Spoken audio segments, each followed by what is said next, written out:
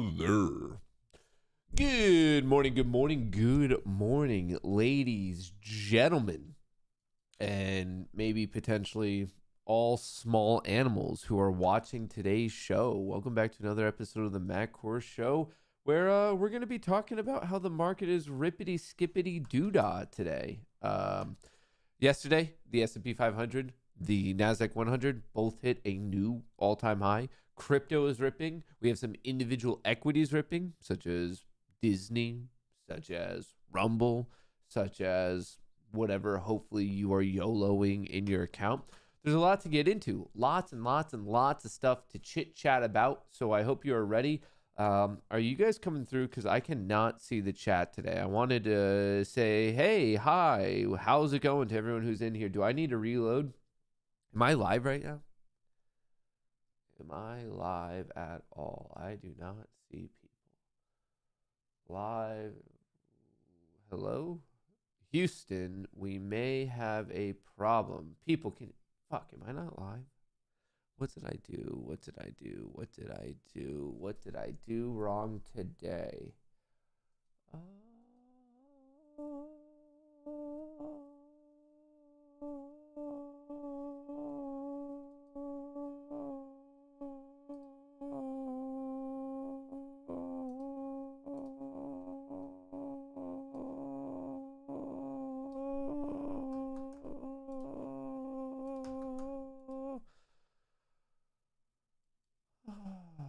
What is going on? Hello, hello, hello.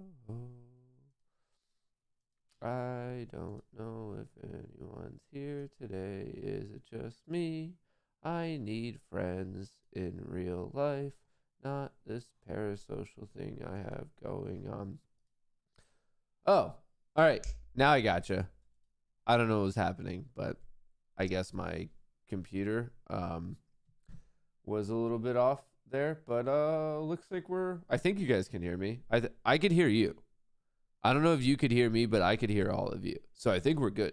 I think we're ready to rock. Oh wait, it's no, it was, I think, just on my end. My Streamlabs wasn't showing me live or something, but I don't know where you guys tuned in. I don't know if you could hear me. I could hear you. And we're getting ready for another fun day in the sun. A fun day in the sun, and by the sun, I mean degenerately trading the market. Today is a beautiful Thursday, February the 8th, and it is the final day before the big bet. For those of you who have been tuning into the show, you know that I have the privilege to be going to Las Vegas this weekend. And for those of you who don't know much about Las Vegas, there's a lot of degenerate gambling there. Now, for those of you who don't know about me, I am a degenerate gambler. It is a match made in heaven. I had this crazy idea over the weekend that maybe, just maybe, all of the money I make this week trading, Monday, Tuesday, Wednesday, Thursday, I should gamble in one bet in Vegas. And thus far, it is looking good. Monday, made money. Tuesday, made money. Wednesday, made money. Thursday, well, you're living it. So unless you're a traveler from the future or have some ability to warp the time around you, I don't know how I'm going to do today. All I can tell you is 3 days in a row, I've made money. Today is day 4, and wherever it's standing at, we're going to be gambling. We're going to be gambling.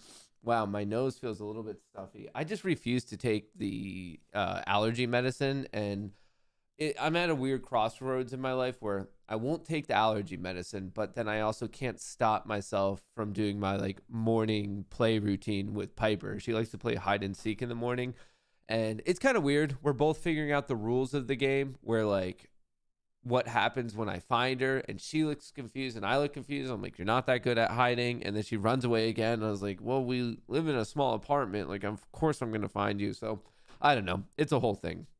But anyway, back to the degeneracy that will be ensuing not only today, because today is the final day where I have the opportunity to make more money, but then I have the opportunity to double it up. I want to do one singular bet to double it up.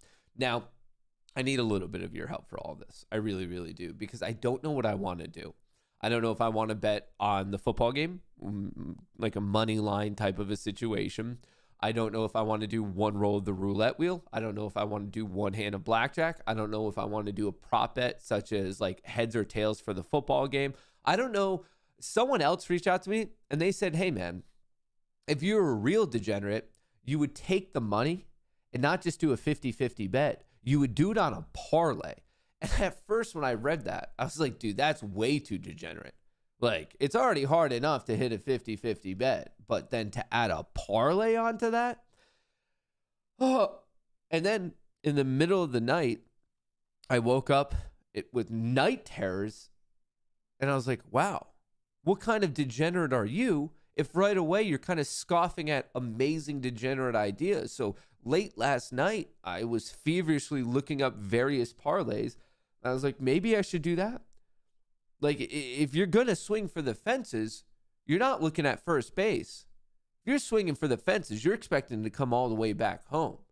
So then I was like, last night, I was like, man, maybe I'm like, it is cool to double up, but it's like also cool to quadruple, quintuple up. That type of a thing.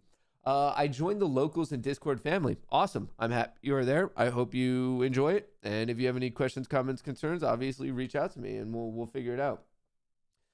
F double it, we're going for 25K. I mean, see, those are the types of comments that really keep me going.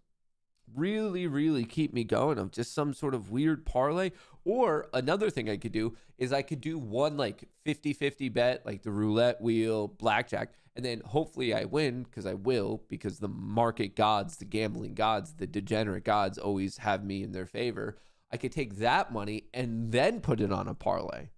So there's various things that could be done here, and I just want your thoughts, your comments. So feel free to reach out to me, shoot me an email, DM me on Twitter, DM me on Discord, give me your best idea. But your boy will be going to Vegas tomorrow with a fat stack of cash in his pocket, ideally, as long as I don't blow up my account today. I made money the past 3 days, so as long as I don't give all that money back today, it should be pretty solid. Go play blackjack with Dana White and Steve will do it. I don't have that kind of money. I'm not even close to having that kind of money. I'm pretty sure those guys like really throw it down. I think it's nothing for them to go like up or down 100K. And I'm not anywhere close to that. It would be awesome if I was. For sure, it would be awesome if I was at that level. I like the concept, but I just don't know. Put everything on Christian McCaffrey throwing a touchdown. I mean, I'm a crazy person, but I don't think I'm that crazy. Is there even a viable chance of that happening? Christian McCaffrey throwing a touchdown? Just play progressive bets. If you lose, just bet double it until you win, rinse, and repeat. The classic martingale. I don't know about that. Super Whale Mega Max 10 unit 16 leg parlay plus 750,000 odds. Okay, that might work. Ask the Wheel of Destiny. So if it's a 50-50 bet, especially if it's the roulette wheel, of course we're going to be asking the Wheel of Destiny. Of course. Imagine if the Chiefs lose and the Taylor Swift starts crying. Should I literally just bet it all on Taylor Swift crying or not crying? Should I make my financial independence, my financial safety, my financial health all based on if Taylor Swift cries or not? Not only would I inherently have to get it right of that the Chiefs lose, but then specifically she cries at the end of the game. That's an interesting bet. The whole time I'm just going to be looking at the camera post game, and I would need to buy a specialty camera that's just focused on her so we know if she cries or not. These are all phenomenal ideas. I do appreciate it. The score will be 27-14 Chiefs win. So I don't want the Chiefs to win. And my reasoning for not wanting the Chiefs to win is I cannot stand Patrick Mahomes' wife or brother. I have nothing against Patrick Mahomes, and I really don't have anything about the Chiefs. Like I think they're a good team. They're a quality team. I think the 49ers are a good team, a quality team. I think they both deserve to be in the Super Bowl. I think it's going to produce an amazing game. Some years we get it like where one team is obviously better. This year, both teams have the capability to win, in my opinion. But emotionally, I want it to go to the 49ers just because of how much I cannot tolerate at all Patrick Mahomes' wife and brother. And I have no issue with him. I don't think there's ever been a situation where some player has actually been unanimously liked, but then people end up rooting against him because of how much people don't like his family. I think this is the first time. Truly, I believe that. Have you heard her say anything? Have you seen the brother's stupid fucking TikToks and how the guy got accused of sexual assault at least once, but maybe twice? I don't know if it's two, but at least once. It was recently just dropped. Dude, don't forget the dad. I don't know if the comments are true, but I just saw comments. He just had a DUI. And they're like, they asked him about it. I don't know if this comment's true, but apparently they're like, try having Brittany and Jackson as your kids or something. Like, I don't know if it's true, but I want it to be true, which is why I didn't like research the matter even further. But I just, that would be such a savage comment. They're like, why do you keep getting you DUIs? And he's just like, dude, Brittany sucks ass, man. Anyway, that's where we're at. Thus far, the bet's looking good. We've made money 3 days in a row, and we're going to hopefully double it up or then some when we get to Vegas. So I'm particularly excited. I am particularly excited, and that's why we're rocking the Degen shirt today. Uh-oh, I have a little cat hair on me. That's probably why I'm so sniffly. Anyway, we do have some other things to get into. Obviously, I want to talk about the market. Their major macroeconomic event of the day is at 1 p.m. We're going to be getting the result of the 30-year bond auction. Yesterday, we got the result of the 10-year note auction. And in the world of 10-year note auctions, it was actually the best one that ever has happened. So that's good. They got a lot of money. There's a lot of appetite for it. So the S&P 500 hit a new all-time high. The NASDAQ 100 hit a new all-time high. Bitcoin is pushing 45,000. I'm going to say I told you so on that because literally in the newsletter, I said, yo, Bitcoin's one of my main watches for the week because it is looking like it wants to break out. And that's exactly what it did. So if you caught that, congratulations to you. From there, I want to get into all the recent earnings, PayPal, Disney, ARM, Spirit. I want to talk about Rumble. Rumble's my main potential short squeeze watch right now. The cost to borrow has once again hit a new record high with the utilization being maxed out. Short interest around 17.4%, but Rumble yesterday closing above $8, which I believe is a big psychological win. So I want to get into that.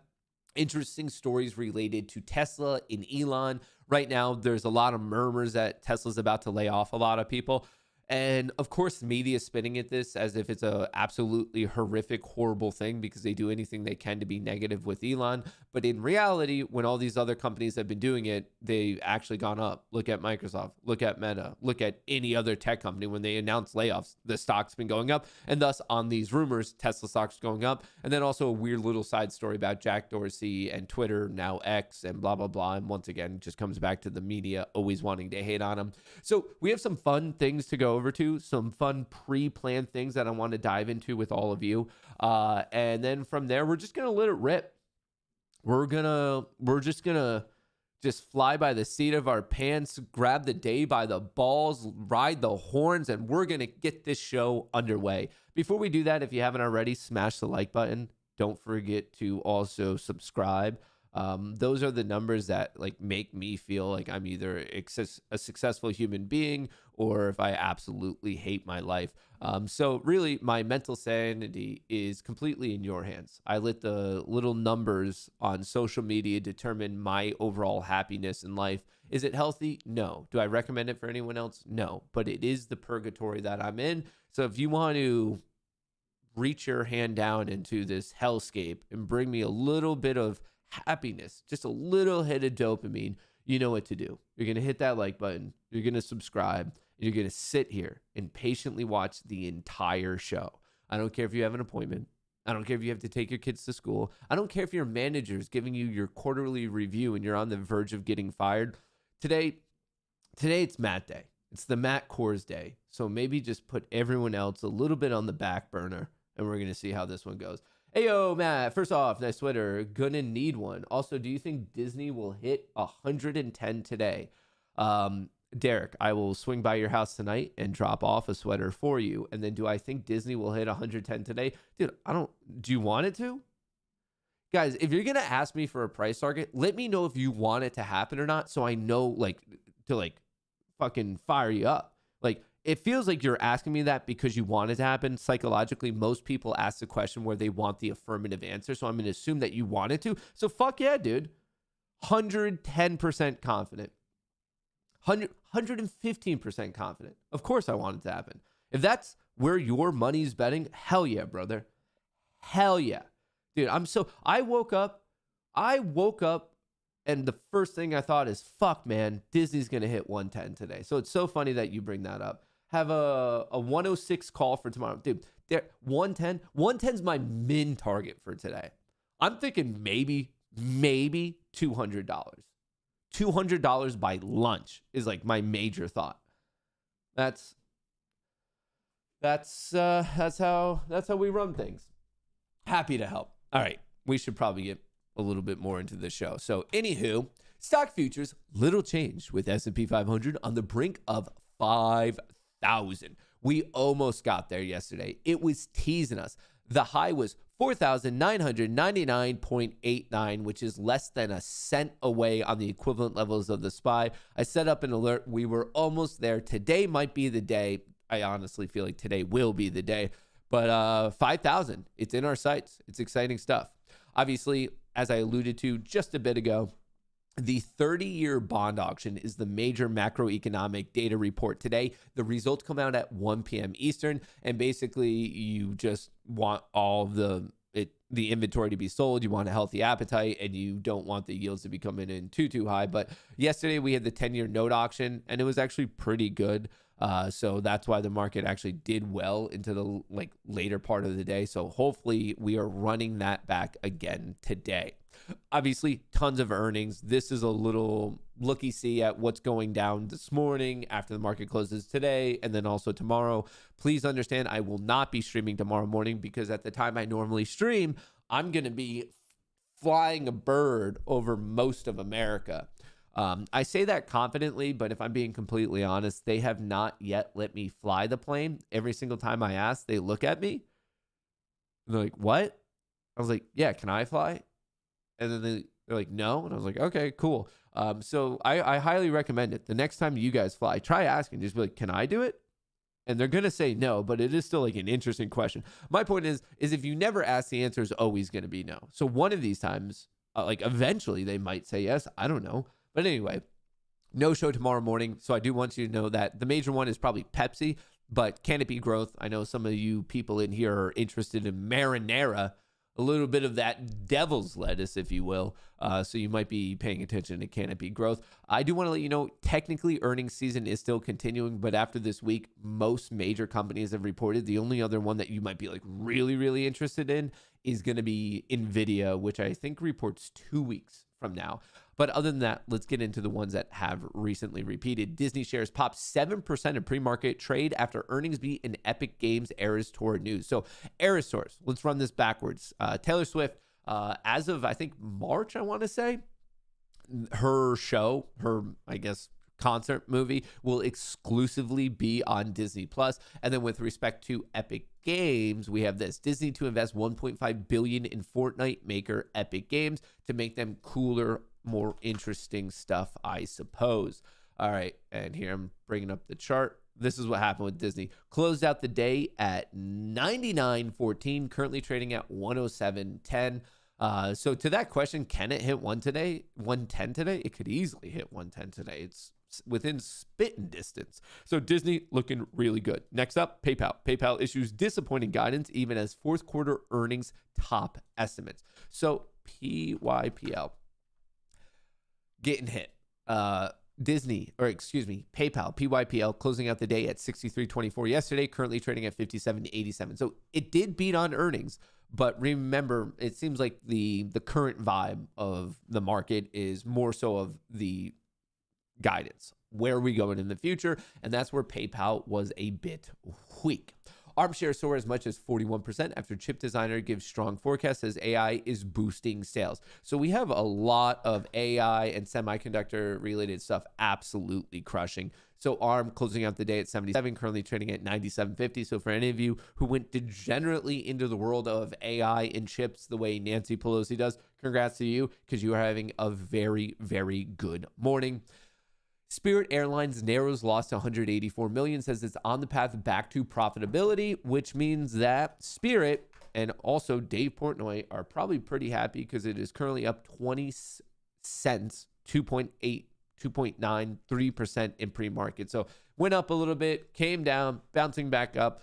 So not out of all the ones we're looking at, this is the least dramatic move, but still, I suppose, a positive one. Now, this doesn't have earnings, but I want to talk about Rumble because it is something that I'm watching to see if some of these shorts are going to get squeezed. Now, I want to remind you a couple of things. I'm a content creator on Rumble. So inherently, am I emotionally biased? Of course, I'm emotionally biased. I want to see it do well. I know the Rumble team. I think they're good people. I'm on the platform. I love my Rumble community. So yes, I'm emotionally biased. And also, on top of that, I'm financially, of course I want it to do well because I'm in the stock. I bought the stock, I'm invested in it, and I also have call options. So am I coming off as a little bit excited, a little bit exuberant? Yeah, because I'm in it. I just want to be completely transparent. I don't know how else to say it. I am not an unbiased reporter in the situation of rum. I like rum as a drink. I like rum as a stock. I like rum as a company. I like rum as my own investment. I don't know how to be more clear about it. But yeah, I am clearly biased. I want this to do well. I want the shorts to get their teeth absolutely kicked in. But anyway, it's been fairly warranted because not long ago we were at 350 and now the stock's at 8. So in not long of a time, the stock is up 130%. So in a certain way, I could just say, yeah, no, I was right. Obviously, it's been getting hit, and then a recent recovery, a push, a hold, and a follow through.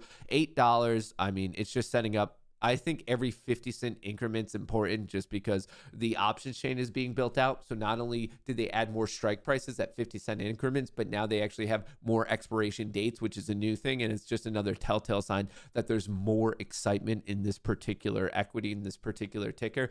But anyway, to give you the current updated numbers, short interest as of market close yesterday was 17.36%. The day before was 17.4, so basically unchanged. But what did change is the cost to borrow is now 137.62. This is the average cost to borrow. The average person taking out shares on loan is paying a 137 loan rate. That's crazy. Now, remember, this isn't daily. That's not what you pay daily. This is what you pay on an annual basis if everything else is held constant. But that is disgustingly high. It is becoming literally cost prohibitive to be a short just because your daily hold fee is just simply too much. Utilization up 100%. Or it's at the max value. You can't go above 100%. We don't have the most recent FTDs. The fails to deliver update at an awkwardly slow pace. So I can't tell you what the current FTDs are, but I can tell you that we are on the threshold list, which means it has to be at least 0.5% of the shares outstanding. Shares outstanding, 280 million. And if you do 0.5% of that, that means the FTDs is at minimum coasting at 1.4 million. And at minimum, obviously, it could be higher. And it also means that we haven't had 5 consecutive days of it falling below that level. So it's obviously a persistent reg show type of an issue. Now, for those of you who care about technicals on it, let me switch it over to the weekly. Whoa, the weekly. Why did I do this? I don't need this one. Weekly. The next major thing I'm watching is 860 right here, the high from this week in August of 23. What is this? 860. And then right above that, we have 890. So as long as we're holding 8, I'm going to be pretty stoked. Right now in pre-market, we're trading just above that. And then really, I think the party, it goes basically 859, 950, 10. Seemingly without having to use too much of your brain power. It's pretty much the 50-cent increments that I'm going to be particularly interested in. The Tucker interview comes out tonight at 6. Oh, should we watch that? Dude, if I watch that, dude, I have so much to do today. I have so much fucking work to do today. That could be interesting to watch. Do you guys want to stream that? Watch it together as a team? The Tucker interview with Putin? That could be actually, it feels like it's going to be somewhat freaking relevant, 6 p.m. Eastern. 6 p.m. Eastern. Feels like we should. Feels like we definitely should. Okay. hang on, very, very quickly. Very, very quickly. We have tons of time today. We are crushing it. Crushing it. Well, got a little bit of breaking news as it relates to Tesla. So if you are a Tesla fan, a Tesla investor, or just like to pay attention to what's going on with Elon, you might want to listen up. And the TLDR is the fact that it looks like Tesla is about to lay people off. Now, obviously, with mainstream media just being diametrically opposed to Elon Musk, whenever they hear anything about him, they're going to be negative, and that's exactly what we see going on right now. So I want to cover the story of what it means, what it doesn't mean, and how in reality, I actually personally think that this is actually going to push the stock up in the short term. But before we get into that, check this out. This is just a great example of, like I said, media's opinion of any story related to Elon Musk. Right here, we have a blue bird referring to Twitter hanging upside down, something negative. How Jack Dorsey's plan to get Elon Musk to save Twitter went south. That's an interesting headline that was just posted today. But you know what else we just found out today? Top charts. The number one free app in, I think, 168, 170 countries worldwide, Twitter. So this is a glaring example of media saying, oh, it's so negative. The guy gets saved. No one's using it. He's killing it. It's literally the number one app in the entire world right now. So the whole plan to save, did it fail? Well, this is like one of those weird computer errors. Is like the task failed successfully. I guess if that's like the vibe that they're going with. This blows my mind. Absolutely blows my mind. So please keep this type of mental framework in context when we're talking about what's going on with Elon's other company, Tesla. Tesla asks which jobs are critical, stoking layoff fears. Tesla staff are bracing for potential job cuts after managers were asked to affirm whether each of their employees' positions is critical. U.S. managers had to make the binary assessments of their deputies' roles in recent days. Tesla sent out single-line query for each job after canceling some employees' biannual performance reviews. The ask was consistent with Elon Musk's emphasis on cost-cutting efforts in the midst of a marked slowdown in Tesla's sales growth. The chief executive officer is known to take an unsparing approach with the companies he runs. In late 2022, he gave Twitter staff an ultimatum to either commit to his hardcore ethos or leave. So have they officially laid people off at at Tesla? No, we already know that happened at Twitter.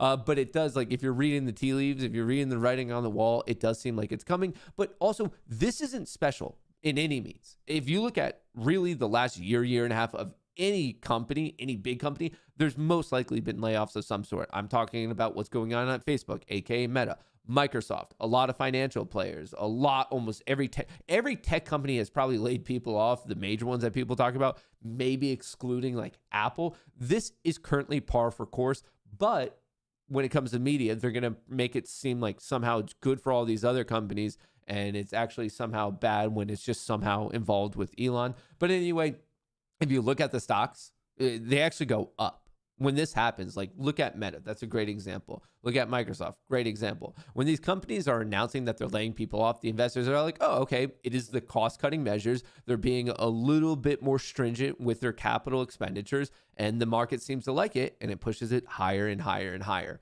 So it's weird because I know how this is getting spun right now, but as a Tesla investor, you're probably like, oh, no, I kind of want this to happen. Why would I want to be like spending money on something that isn't critical when they referring to Elon and the earnings are in between two waves of the popularity really of EV and Tesla. The car maker shares extended gains before the start of regular trading on Wednesday on this announcement because that's what happens. Tesla's sales slow down. So the rate of growth is slower, but it's still growing. So it's still in the positive right here. It's just not at the same velocity as it previously was.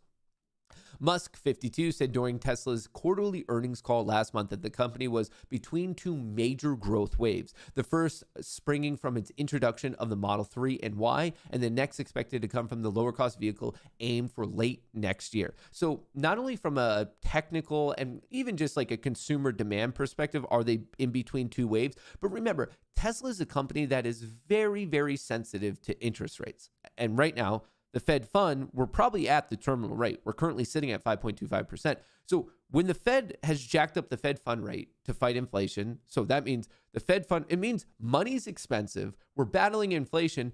Not many people are going out and saying, I would love to buy a brand new car right now. The financial situation for the average American, and really most people on the globe, is worse right now. So we're just not seeing these big, these big purchases. Of course, what did people expect would happen? So I think there's a couple things going on right now that explain the sales. But once again, everything in the market is cyclical. So just wait. It'll come back. That's how things work. Tesla has flagged ample spending toward the next generation EV and other growth initiatives, budgeting more than $10 billion in capital expenditures this year. Analysts also are expecting the company to increase spending on research and development to about $4.5 billion. I know right now there's other things going on, such as a big fight with Elon and the Delaware judge and his pay package. And if it makes him mad enough, is he going to take some of the AI development outside of the business umbrella of Tesla? It's possible. Obviously, we're going to have to wait on that, but there's a ton of money going into R&D. A lot of people getting a bit more excited about not only autonomous vehicles, but also the robo-taxi network, thinking that one day it could completely eclipse the value of Tesla as an automaker and just really open up the door for it. I think there's a lot going on here. I think there's a lot to be excited about in the long term. In the short term, I think it could be a bit of a rocky ride, a bit of a roller coaster, if you will. But that's what Tesla's MO has been for years. So if you've already invested in Tesla, you're used to this. If you're a little bit newer to the game, I guess just welcome to the game. And very quickly, you're going to realize that this is pretty much par for course. But right now, like I said, things could be rocky. I want to cover what's going on. And I also want to, once again, just kind of point out how whenever mainstream media has anything to say about Elon, they always spin it and contort it in such a way that they have to make it negative. And I think they just don't like how he acts. I think they don't like what he represents to their business, because obviously Twitter and alternative tech in general sense is destroying mainstream media. But I also think they just don't like him as a person because he's such a troll, and it frustrates them that the world's most wealthy person is such a troll and doesn't have the decorum that they're particularly used to. But it's going to be a crazy ride. I personally am just holding on to the handrails in front of me and white knuckling the whole situation. Welcome to February. This is the newsletter. It's pinned to the top of chat. It's in the description of the video. You can sign up for Locals for free. Locals is also how you get connected to the Goonie Discord, which is where obviously we talk about the newsletter. We have private lectures on the weekend. I post my trades. There's some signals. Other people post their trades. It's just a community of degenerate traders. You could get the first month for free if you want it, because you just have to use the code Goonie pinned to the top of chat in the description of the video. Anyway, in the weekly newsletter, I break down the previous week, what I'm looking towards in the upcoming week, all the major macroeconomic events, all of the earnings, and then I kind of highlight the ones that I think you're really going to care about. Most importantly in the newsletter is probably this seasonality report. So on Thursday, February 8th, over the past 25 years, the bulls have won this day 64% of the time. The profit factor is 1.19. The bias leaning bullish. Here's a look at the equity curve that's generated from buying at open and selling at close on this individual day. Like I said, over the past 2.5 decades, kind of up, kind of sideways, big hit, recovery. So I would say the bulls have a slight upper hand, but it's not the most bullish day we've ever seen from a seasonality standpoint. And just because I won't be here tomorrow, same thing tomorrow for tomorrow, since I won't be streaming, I do want you to know that at first, about, 15 years ago, it more so favored the Bears. Then it kind of bottomed out. And now over the past decade, it's more so been favoring the Bulls. So I would say today and tomorrow, both a little bit more in favor of the Bulls. And then I give you an options update. And speaking of that, this is how things went yesterday. I was able to secure another 1.6K. So here's where Piper's callouts. Piper at 10:13 in the morning, a SPY put credit spread 495 by 494, and a QQQ put credit spread 428 by 427. If you don't know what credit spreads are, if you don't know what a put credit spread is, what a call credit spread is, debit spreads, any of that stuff, and you're like, dude, wait, should I join? And I don't understand these trades. Is this even for me? I have already videos breaking it down. So it's in there. You could watch it. You could rewatch it, blah, blah, blah. There's a lot of great people in there who are more than willing to explain it, myself included. But anyway, these were Piper's callouts, and they obviously both hit. If you know anything about credit spreads, ended up making a $78 for the overall signal, and it could be scaled every 522. And once again, that'll make a little bit more sense if you get familiarized with credit spread trading. My personal trades were on SPX. I had a weird trade where I tried to get 40. It only gave me 3. So then I got 30 instead, and then I was awkwardly carrying 33, but they ended up all hitting. You could see that I was in at 55, dumped those at 10, and then the other trade I was in at 65, dumped those in at 10. So ended up making $1,650 before fees, about $1,500 after fees, and thus far on the week is successfully up 6.9K from February 5th to February 7th, and I'm just hoping that I don't completely fumble the situation today. So if this is something of interest to you, the private lectures, the newsletter, all that stuff, it is currently pinned to the top of chat. It's in the description of the video. It looks like this. And to make sure that you're getting the first month for free, make sure the promo code Goonie is applied, and then just hit subscribe monthly. Or if you just already want to buy an annual thing where you get 2 months off, you would just switch it over there. But just make sure the code Goonie is applied. When you do that, you'll then be in locals, and then you have to sync your Discord. When you're going through the syncing process, the biggest issue I'm seeing with people is make sure you're signed into the right Discord. People have various Discord accounts and all that stuff, so obviously you want to sync the one that you plan on being on. So just want to share that with everyone very, very quickly. 5 things to know before that stock market bell goes dingity ding ding ding. Today, Thursday, February 8th, earnings juice. Disney basically crushing it, PayPal getting crushed, Save doing all right, ARM really crushing it. We talked about Disney and a lot of discussion about what is or isn't happening with ESPN, but really what stole the show was not only Eras with Taylor Swift going exclusively to Disney Plus, but also the $1.5 billion investment into Epic Games, which actually just handed Apple a pretty big legal defeat. Embattled bank. I know a lot of you have been talking about this. I mean, I've basically learned ever since the whole craziness of these banks just getting completely demolished, I've kind of learned to stay away. It's been a pretty painful ride with those ones. Ackman of the People. It's a new investment vehicle for retail. The fund will have no minimum investment and plans to buy into 1 to 2 dozen large cap durable growth companies. So Ackman spinning up a new fund, and then arms race ARM in the world of AI semiconductors crushing it. It was up as much as 41% when we just checked on it. It was up a little bit less than that, but ARM, if you played that on earnings, if you were feeling bullish, congratulations to you, because that company absolutely crushed. Bitcoin is breaking out. Whales are loading in the bullish direction, and the bears, the shorts, are clearly getting squeezed. When the music stops, better be sitting on Bitcoin. Here is your update. Bitcoin tops 44,000 with whale accumulation suggesting conviction in more price gains. So the TLDR is the big boys, the people with serious money, are loading up more. Now, before we get into the details of that, as I'm filming this, Bitcoin currently trading at 45,000, which means it has a market cap of 884 billion. And I also just very quickly want to show you what its chart looks like. Bitcoin right here.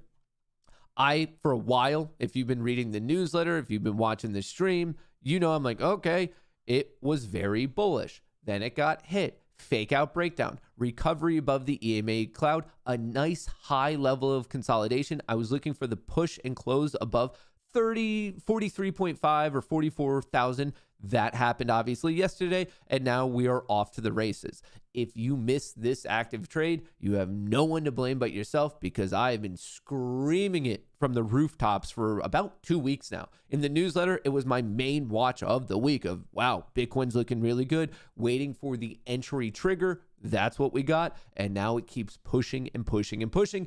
And beyond that, the price action that is, you might be wondering why. Well, right here.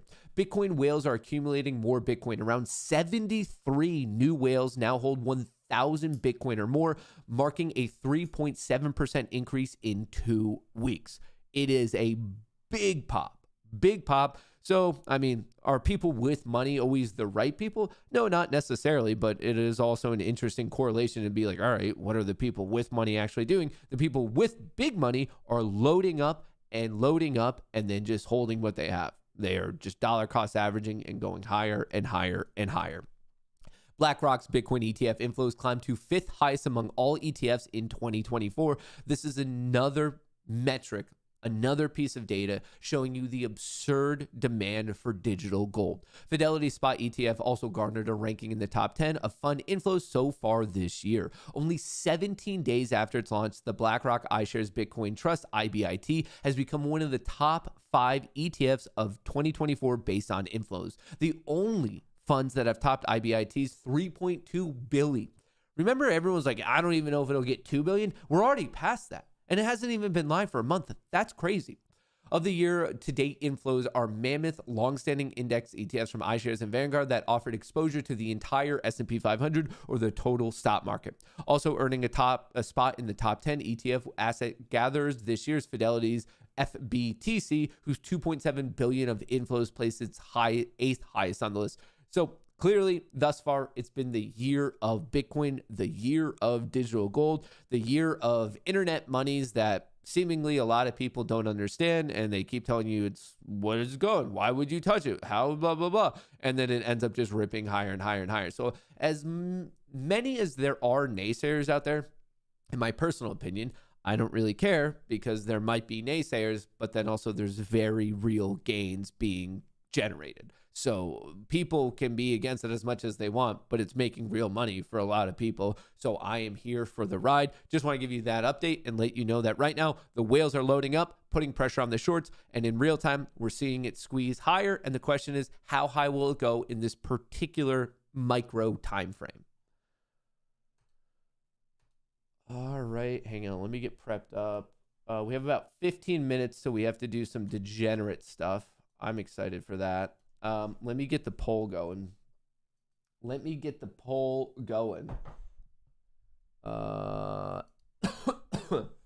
Start a poll. Market at open. Dude, there's so much going on today. Bullish, bearish. Now, before you vote, you might want me to do quick little breakdown here explaining what's going on. A quick little breakdown here with camera. Okay. The account I have highlighted right here, account 47, is YouTube's account. It is currently up $2,475. Remember, this is a race to being up 2,600. You might be thinking, why is it a race to 2,600? That's when I could do a request out, and I need to do a request out because I've literally bought hundreds of these accounts and I'm deeply in the hole. But I might be able to do a total request of $6,000. 1, 2, 3, 2, 2, 2. But to be able to do that, these accounts need to be at 2,600. Obviously, by that math, that means YouTube's account is $125 away. Rumble's account is at $52,505, which means it's less than $95 away. So as of now, Rumble's account's in the lead, $95 to go. YouTube's account has to make $125. And then the wheel is at $2,246, which actually means it needs to make $350. So Rumble needs to make 95. You have YouTube that means to make 125. And then when it comes to the wheel count, it needs to make 250. That's where we need to be. That's the race. Currently, Rumble is the closest. YouTube's in second. And then we have the wheel account 49. That's in third place. So all three accounts are looking good. I believe, and someone might want to fact check me on this, that there's actually been 20 days of perfect trades for all three. None of these accounts have taken a loss in 20 different trades, which is actually insanely phenomenal. So this competition is close to an end, and we might be crowning a victor today.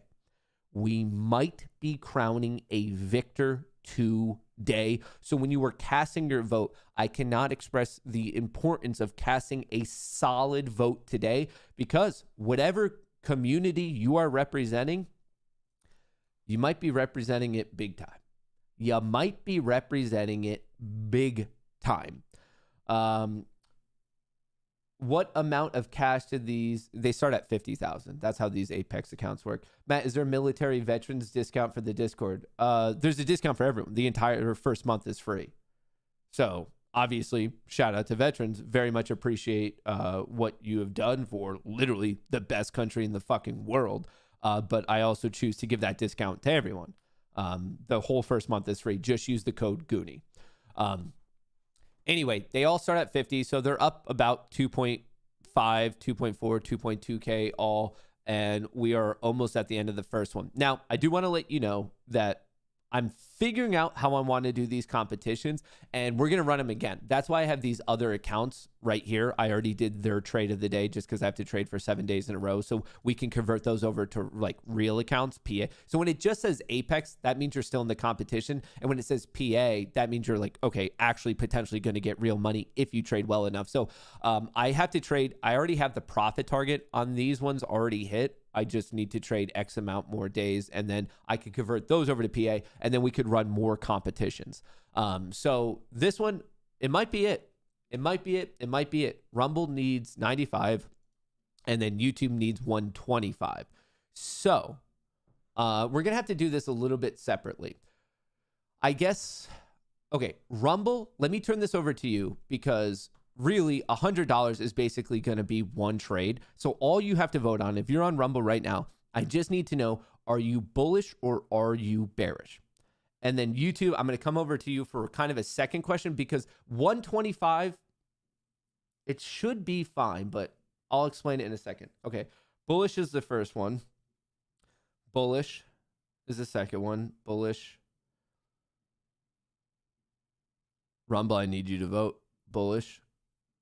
We need at least a majority. I go for the first 10. Green, bullish. Okay, literally everyone said bullish over there. Okay, so Rumble, you are going bullish out of the gate. And what we're going to do today is this one. All right, we're going to go 4 contracts out of the gate. This is the wrong account. This is Rumble's account right here. Let me make sure I'm on the right one. Okay. YouTube, 69% of you are bullish. 69% of you are bullish. Okay, so you guys came in pretty bullish too, so it makes sense that both of these accounts are tethered together, with the lead account being 47, so 47, 48 tied together. Those are the appropriate 2 accounts. Now, okay. Here's a question, and both chats, you are allowed to have different answers if you so choose, but I'm going to leave it up to you. Now, obviously, I can change the amount of contracts. How many contracts do you want, and how many points should I go for? The question is, do you want me to do 4 contracts where one of them's taken off at a point, 2 of them are taken off at 2 points, and 3 of them are taken off, or the third one, the final one, because it goes 1, 2, and then 1 is taken off at 3 points? Do you want that? Or do you want me just to go for 5 contracts for 2 points? So basically, do you want it 4 contracts tiered, or do you want it 5 contracts just going for 2 points? Your options are 5 contracts for 2 points or 4 contracts tiered. I know 1 contract, 1 run in, obviously 10. Well, I don't want to blow it out because I still want there to be a success. You don't want to push it too much because you're both very close, and it actually might come down to like slippage of who ends up winning here. 5 for 2, 5 for 2, 5 for 2, 5. Most people want 5 for 2. Okay. Let me get up the right order. 5 for 2. 5 profit, 8 ticks, which is 2. All right. We're good. We're good. Oh, obviously we have to do the wheel. We can't leave the wheel out of this. All right, let's see what the wheels account wants today. The wheel is going bearish by 7. Bearish by 7. Whoo, brother. All right, let me get that one ready. Let's get, all right, new chart. All right. Marker only, okay. Minute. All right, I need to get this all set up. Chart trader account 49. What was it? 7. All right, edit. It was 7. Okay. 7. All right. We got that set up. Let me make this a bit bigger so everyone can see it. A bit bigger so everyone can see it. All right.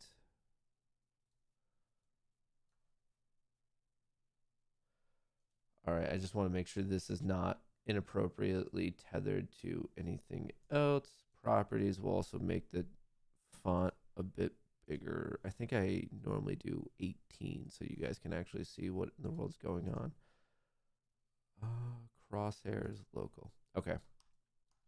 So the wheel account's on the bottom, and then you guys, Rumble and YouTube, have chosen to go in the same direction. So I am ready to fire. Now, if this is your first time tuning into this degeneracy, basically we are taking a massive leveraged position on the futures market, and we're seeing how it can go at open. For some reason, defying all statistical likelihood, this has worked for 19, 20 days in a row. That's basically where we're at. And it's going crazy. It's actually truly blows my mind that you guys have not blown out the account. And we are coming to the end of the first challenge. And then obviously all these extra accounts are going to be for the ensuing challenges that we're going to continue to do. We're always going to make it a little bit more fun, a little bit more crazy. And I think we're going to crown a winner today. I mean, if you guys want, I could keep asking you for your trades until one of these accounts is a winner or until all 3 accounts are blown out. Like, we could just lay it all on the line today. All on the line today. Oh, wait. I have more accounts? Hang on. Disconnect. Reconnect. All right, I need to let that, I guess, load back up. Hello? Is it going to connect for me? Uh-oh. Did I somehow break it right before the market's going to open? That's not good. Uh-oh. Uh-oh, SpaghettiOs. What do I do? It just says connecting. Team? Workspace? Remove. I'm going to... Oh, there we go. Just needed a second. Just needed a second. And there should be new accounts. Okay. Yes, there is. All right, cool beans. Should we do this right at open? I feel like I'm changing too many things right at the last second. I am. This is going to get crazy. But hey, that's what you guys always come here for. You come here for the hardcore degeneracy. All right, let me make sure all the proper accounts are tethered together. So 47 and 48 have to be together. 47 is tied to 48. Okay, so 47 and 48 are tied together, and this is 47. The only reason I have to be meticulous about it is for anyone who's watched the show at any length of time, you know that I've commonly messed it up and made trades that I should not have made. 71 to 75 is the next one. 71, same thing. And these are the ones that I'm just going to degenerately trade at open and try to get money off of. 71, 72, 73, 74, 75. Okay, I think we are pretty much ready to rock. I hope we're ready to rock. There's account 49. So this one I have to go short on because that's what the wheel said to do. And then this one we are going long on. Hopefully they just all hit out of the gate and make my day much, much simpler. But we'll find out. This trade will be fired right when the market's about to open. So I'm basically going to put the trade on at like 9:29 and how many ever seconds. The only other thing I need to do, I suppose I could do this off screen just to not mess anyone else up. New chart. Okay. Blah, blah, blah. Honestly, I feel like this is kind of difficult to get used to at first.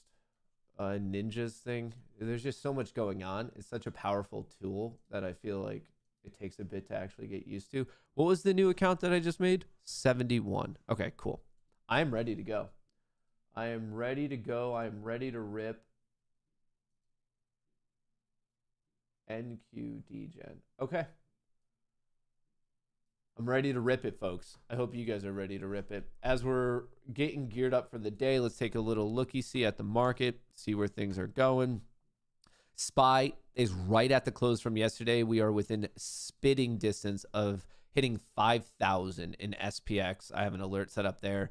We hit a new record high yesterday, closed at the highest closing value. So exciting stuff. Bitcoin's looking phenomenal. That's in the lower right. We could come back to Bitcoin. I just wanted to make sure to allow everyone to freaking know that we're trading above 45,000. Bitcoin's coming with vengeance. Is coin up today because of that? Is it going up on a sympathy? It is. Yesterday, what did it hit yesterday? Like 414 or something, 414.50, and now coin's all the way up to 127. A comeback of a lifetime.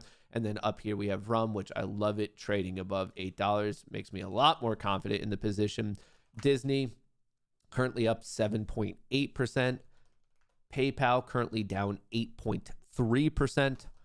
ARM currently up 22%. Dude, we got some movers today. What's NVIDIA at? NVIDIA is trading just above 700. Microsoft's currently trading at 414. For any of you who have been like kind of tracking my Microsoft swing play, I'm just in Microsoft stock for however long the swing lasts. I got in at 374. I just want you to know that my new stop loss, I moved my stop loss up to 402 on Microsoft. Meta's closed at 460. I need Meta to get going. I need Meta and Netflix to like actually move today, and I need them to move a lot more aggressively than they have been. All right, I guess we could put up coin because that's a high flyer, but also ARM's a high. There's so many high flyers. What do you guys want in the bottom of the screen here? Which one do you guys want to watch out of the gate? Palantir crushed its earnings as well. It was up 8%. It's now trading at 24. That's up 1.5. Dude, so much is going on.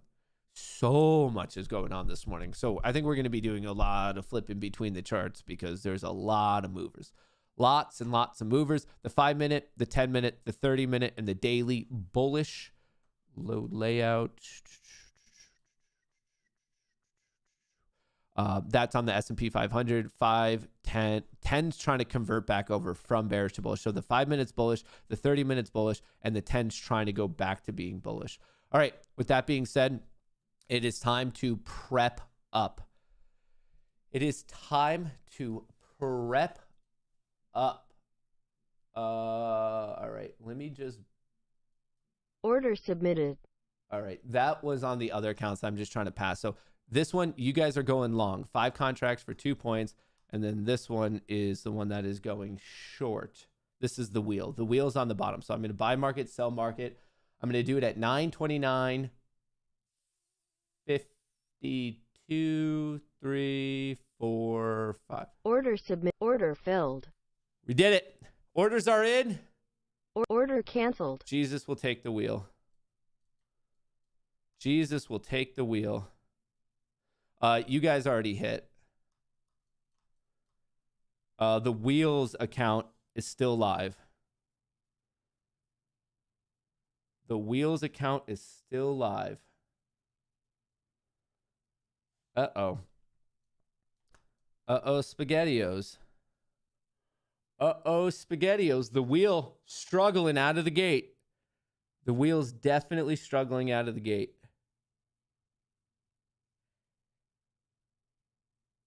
Wheel. Uh-oh. Uh-oh. Target filled. Wheel just hit. Wheel just hit. Order submitted. All right. They all hit. The wheel got 190, and then both hit on the same day. So it... Order filled. Don't worry about that. Those are just these accounts that I was trying to pass on that did not pass. Okay. Technically, Rumble won. You guys hit it at the same moment, the same day. It took you guys the same amount of trades to hit. As of Thursday, February 8th, Rumble is crowned victor. Technically, you were neck and neck with YouTube. But the tiebreaker has to go to the total value. And as you could see, Rumbles is ahead by about $30 here. So it took you the same amount of days, the same amount of trades, but the tiebreaker goes to the higher value, obviously. And that tiebreaker is very, very clearly Rumble. Come on. Come on, YouTube. Show some good sportsmanship. Show some good sportsmanship, Rumble. Show some good sportsmanship, YouTube. Don't be a sore winner. Don't be a sore loser. It was a good competition. You guys were neck and neck.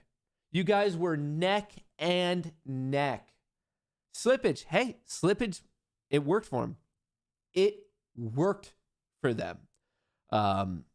Folks, competition 1 officially in the books. You have, actually, the wheel hasn't even gotten to the finish line yet. It's still racing. It has about $70 to go, roughly. A little bit less than that. But Rumble officially crossing the finish line and slightly ahead of YouTube. Like if this reminds me of the Olympics where Michael Phelps like hit the board in that butterfly swim a little bit faster, and that's how he got the gold medal. Like what I'm seeing here is Rumble had the grit and the determination to like really just have some perseverance at the end. And that's just something we didn't see in YouTube. We just did not see that on YouTube's end. They trained hard and they were strong competitors, but the slight differential, I see some people are saying that it's because of slippage, but I think it's because of heart. I think Rumble's chat, their heart was just in it a bit more. And I think that's why they were able to pull it out. Like that's just, you can't teach that. You can't practice that. That's just the grit of a true competitor, the grit of a true competitor. Now, the other thing we could do is, should I just randomly spin the wheel account again to try to get it to pass? 49. Or is that stupid? Should I just trade for the wheel here or no? Yes, no, maybe so. Just to see. Rumble chat, you won. Congrats. YouTube, you were very close. We have other accounts. As soon as they go over to a PA account for real money, we'll trade those again for the competition.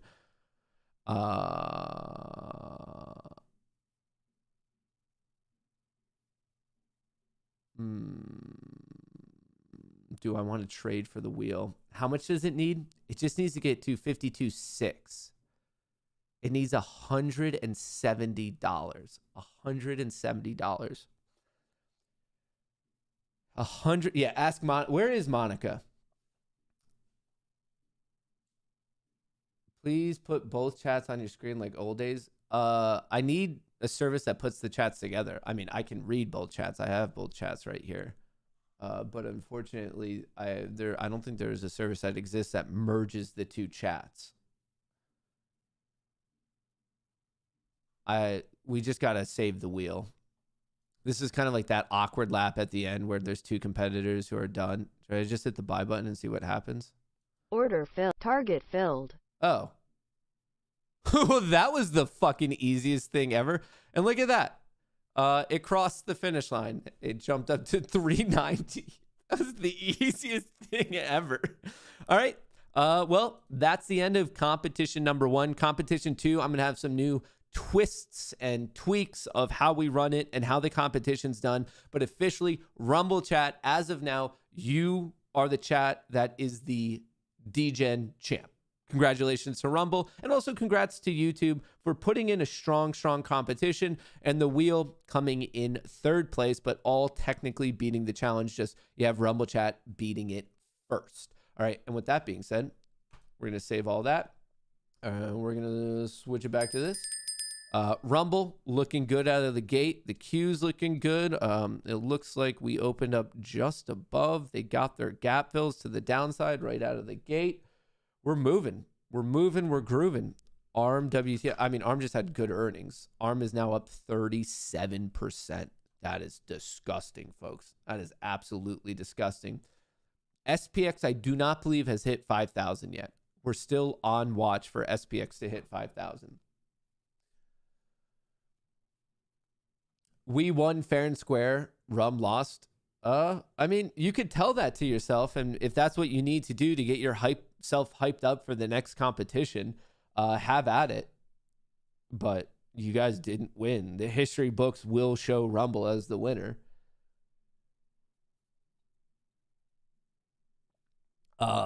Yeah, and I see some of you blaming me about the weird errant trades. Yeah, whatever. If you want to blame the commissioner, blame the commissioner. I like whatever makes you feel good at the end of the day. Hey, it makes you feel good.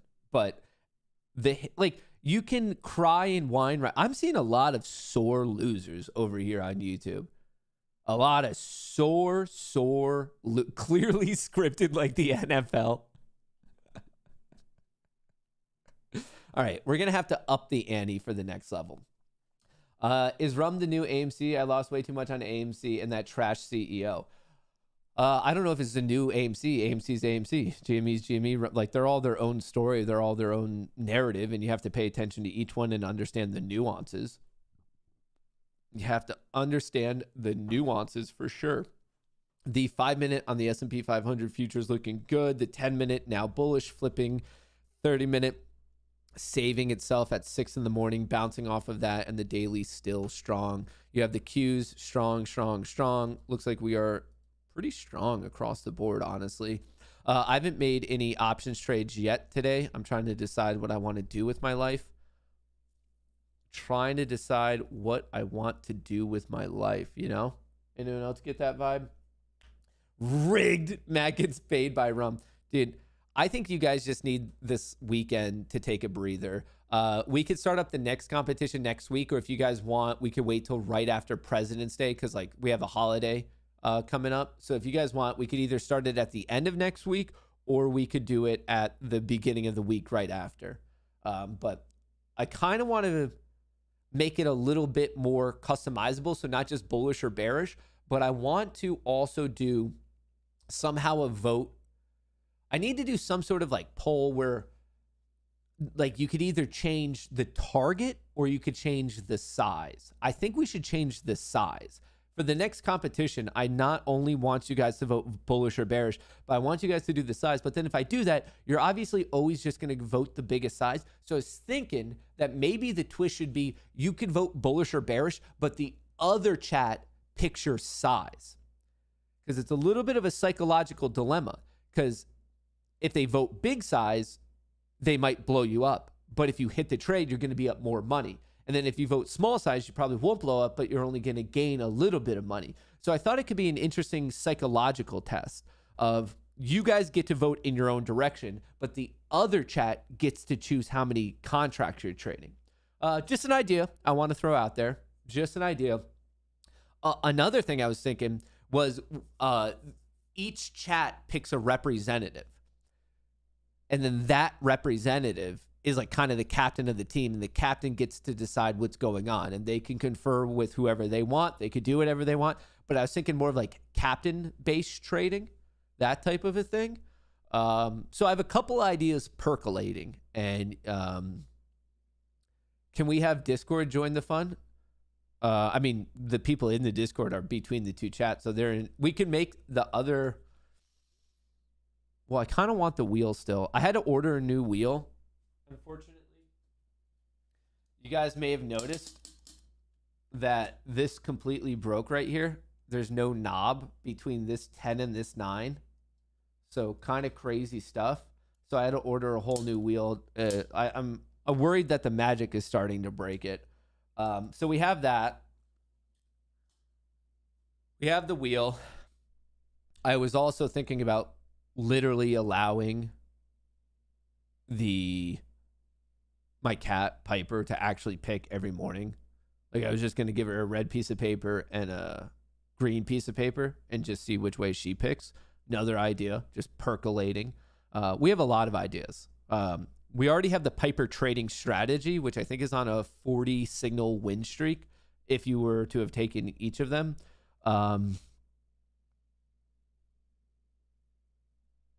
She could get involved. There's a lot. There's a lot we can do. And if you have an idea, reach out to me. Did you see Barstool Sports' recent blunder? No, what was the blunder? What was the blunder?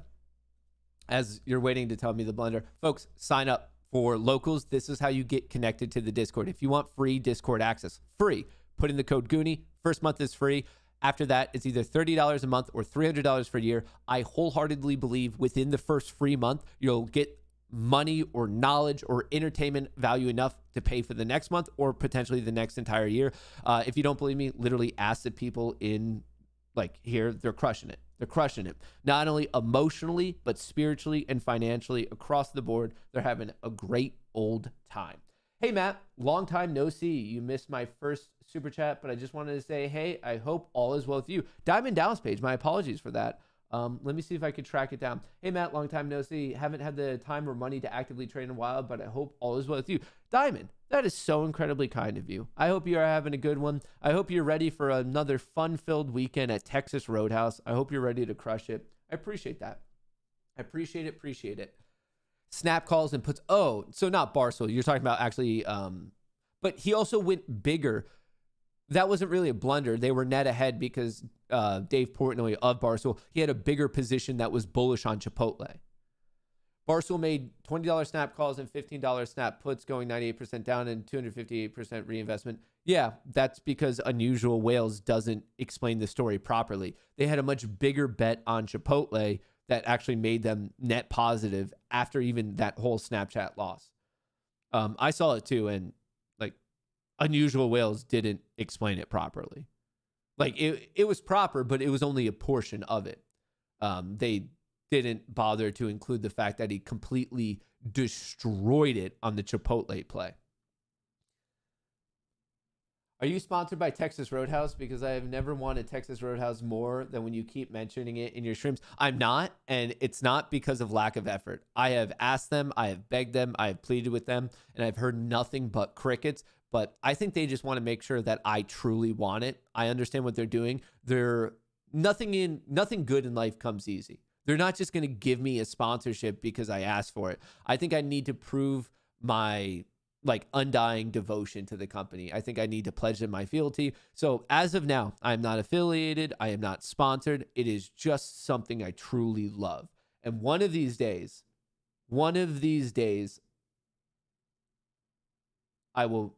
I'll get there. I am on the right path, and it is a long path, and it is covered in broken glass and fire, and it's not a good path. But one of these days, it will be worth it. I will get there. One of these days, they're going to come a-knocking, and I will be at the door. And it's going to work itself out. It's going to work itself out. Nothing but faith. I have a 2-decade-old Texas Roadhouse server shirt. It's a medium. I don't know your size. Yo, really? You have a OG throwback Texas Roadhouse server shirt? I would love that. Please DM me. I will, please. I'll trade you. I will send you the broken wheel. Tradesies, barter. I will give you one broken wheel of destiny for a 2-decade-old Texas Roadhouse server shirt. This could be yours with the original handwriting and the original broken knob. It will be broken. I will mail this to you. Okay, I'll dig it up. It's in some bag closet somewhere. Well, if you find it, this is the trade I'm willing to offer. We'll trade the wheel for the Texas Roadhouse. Oh, jeez. We'll make it happen. Reno, shoot me a DM on Twitter and use the password phrase, butter my biscuits. That's how I'll know it's you. Just so I know it's your account on Twitter, just start the message with butter my biscuits. And that will be our secret code word to know that it's Texas Roadhouse Talk. And if anyone else is listening to this, do not DM me that. That is exclusively the secret code for Reno. If you're not Reno and you use that code, you're Texas Roadhouse gods will not be happy with you. That's exclusively the code for Reno Cooch. This show's gone greatly off the rails today, but that's how we do it. That's what you guys pay me the big bucks for, is to go off the rails. No one wants a show that's on the rails. I DM'd him on Discord. Oh, jeez. All right. I guess I should probably sign up for the Discord. I don't know. Do whatever you want. I'm not your mom. I could be, though. All right. Let's see what's going on here. Options are falling. Hey, it's fully working today, so I'll drop this. If you guys want the 2-week trial of Spot Gamma, the thing that you could use to see what in the world's actually going in the options market, I'm pinning it right now. But it's cool. I like to look at it on the S&P 500 just very quickly. The white line is the price line, and the price axis is over here on the left. The right is the net delta between the calls and puts being bought and being sold. The green line is the 0DT net delta, and the purple line is the all expiration. So I always look at it on the overall market throughout the day, but you could check it out on individual ones. So like right now in ARM's going crazy. People are just fucking balls deep YOLOing into ARM right now. Disney is actually flat, but maybe starting to pick up. Is there another one you want me to check out here? Let me know. Alerts. Palantir, potential reversal. TLT, bullish. JP Morgan, seems like it's doing nothing. Microsoft, also pushing a little bit. Tesla, here, let's play sound. No, I just want, how do I add? Oh, here's Tesla. Tesla getting hit, actually going the bearish way. Price is going up, but the options market as of now is not agreeing with it. But anyway, let's go back to this. This is the overall market. So anyway, it's cool. Check it out. It's free. No harm, no foul. First 2 weeks are completely free. Just follow that link. What is this? RH has ruined my life. Retirement has been postponed. I bought puts. Stocks went up. I bought calls. Stocks went down. What the hell was wrong with the stock market? Why can't I be right once? Retail traders like myself will only lose money if they keep manipulating the price. It's totally rigged. My future is dark and contemplating on filing bankruptcy. I deposited another 5K yesterday and casually lost 2.5K today being a bear with 2.7K left. How can I make it back to 87K? What's the next earnings play I can YOLO my money into? Based. Are you ready for it today? All right, we should definitely stream that. All right, so we will be doing a specialty stream today at 6 p.m. together as a team. We could watch the interview between Tucker Carlson and what is this? Between Tucker Carlson and Putin. So you see Bobby Kennedy out there. They won't even give him Secret Service protection, which is just fucking egregious. It's so wild. They won't give him. He's the only presidential candidate ever that's been denied Secret Service protection. 3 times, I think, already. Yeah. It's just, they're so fucking corrupt. Yeah. And they're so in your face with it, and no one does anything about it. Well, you had Bobby on the podcast. Yes, I did. Yeah. What'd you think of him? I love him. Yeah. I love. Look, forget about the vaccine stuff, which I think he's got very good points about all that stuff. There's real data, and if you read his book, if you read the real Anthony Fauci, you would be sick to your stomach if you know the absolute truth. And if it wasn't truth, he'd be sued. Yeah, he's not getting sued for a fucking reason. But just that alone. But then if you forget about the vaccine stuff, you just look at his environmental record, what he did when he was an environmental attorney, when he was suing these companies that were. Yeah, I mean, they cleaned up the Hudson River because of him. Yeah, he's an amazing guy. I really love him, and the things that he's been saying about what happened during the pandemic.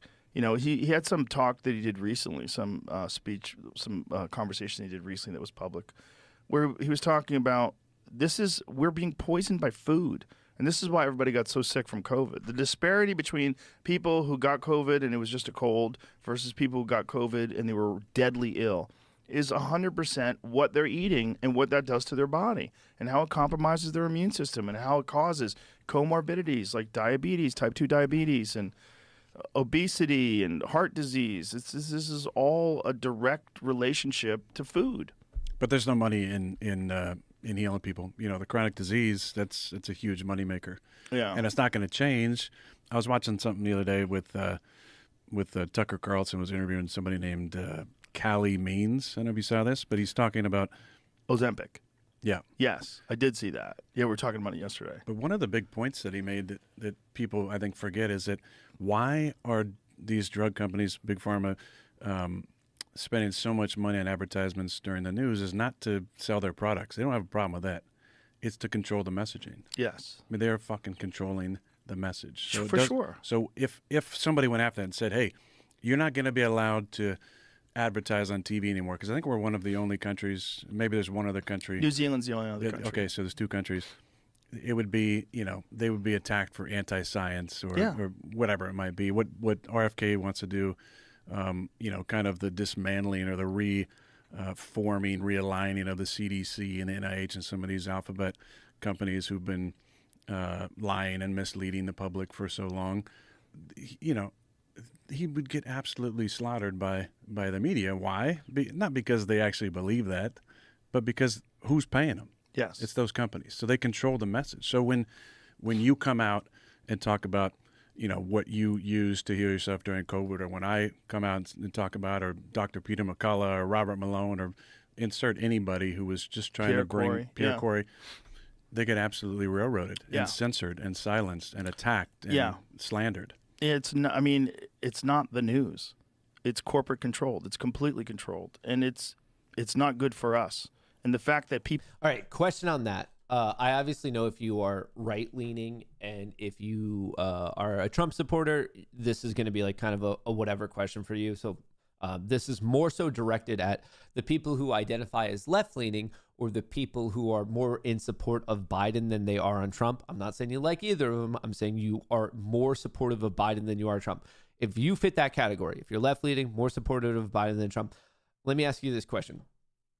At this point, given the information we have, do you believe that Anthony Fauci lied to the public? Do you believe that Anthony Fauci knowingly contorted his words and his description and his advice for some reason? It might be financial, it might be political, it might be because he was told to. I don't know what it is, but I'm specifically asking people who are left-leaning, supportive of Biden, do you think Anthony Fauci lied in some form or of another? Or do you think he was 100% straight up with us? I see a lot of people saying, yeah, but also you're probably I'm trying to get the one category. Interesting. Michael, you're saying no. You're the only person. No, his agenda was to save lives. And you think he was fairly the whole time representing data and explaining data that was what he thought to save lives?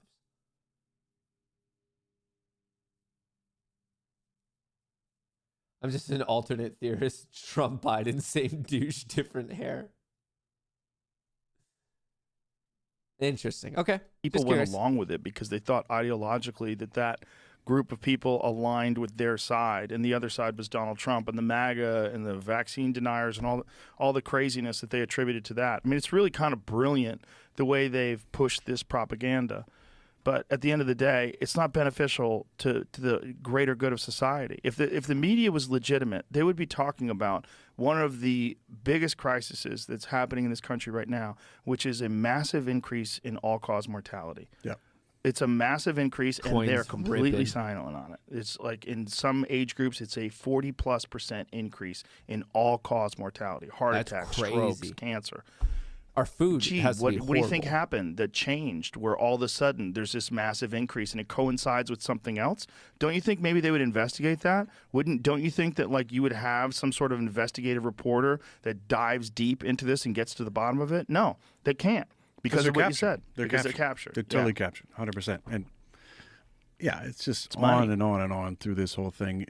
My thing is this: please stop, Matt. Let's do stocks. If you think this doesn't impact our economy and our political system and stocks, you got to grow up.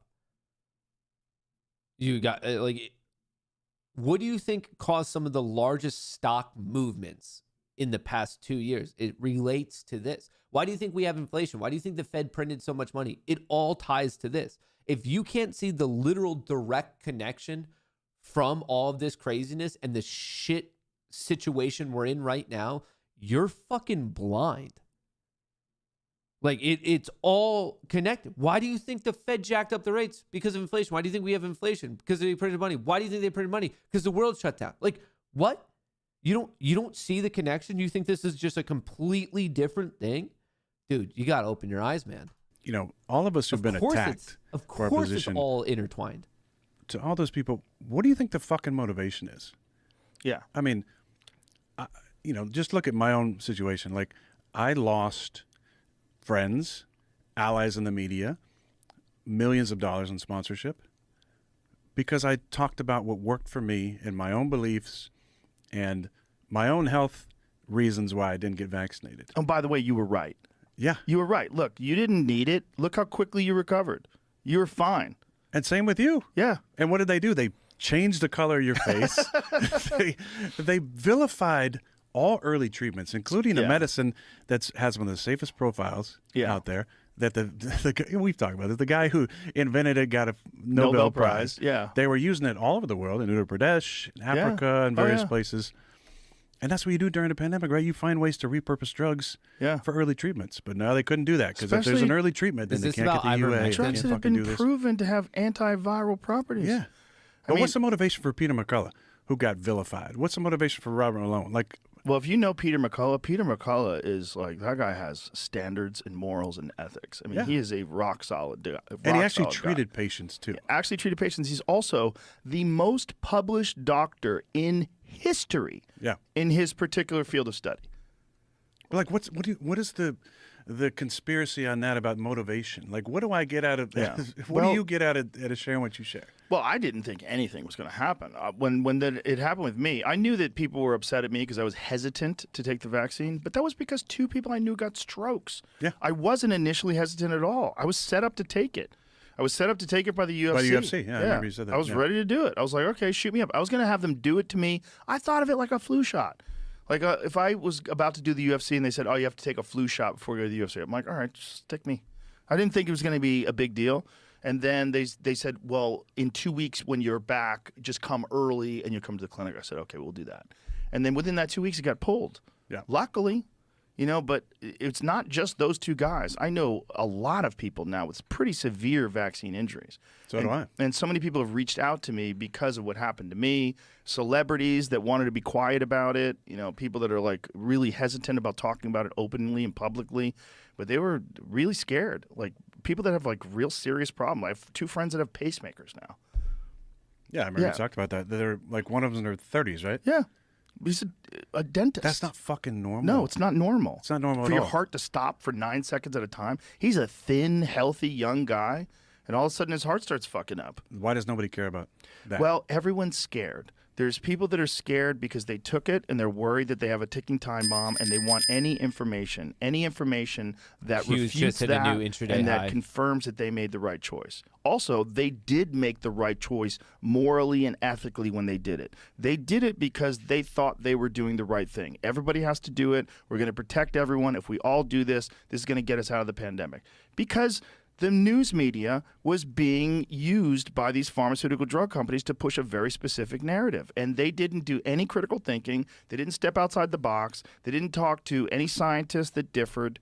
They all just stuck with whatever Fauci said, whatever the NIH said. And they also demonized people who were saying things that have been proven to be absolutely correct, like the fucking lab leak theory. Arm is just ripping. If you brought up the lab leak theory, you used to get banned from YouTube.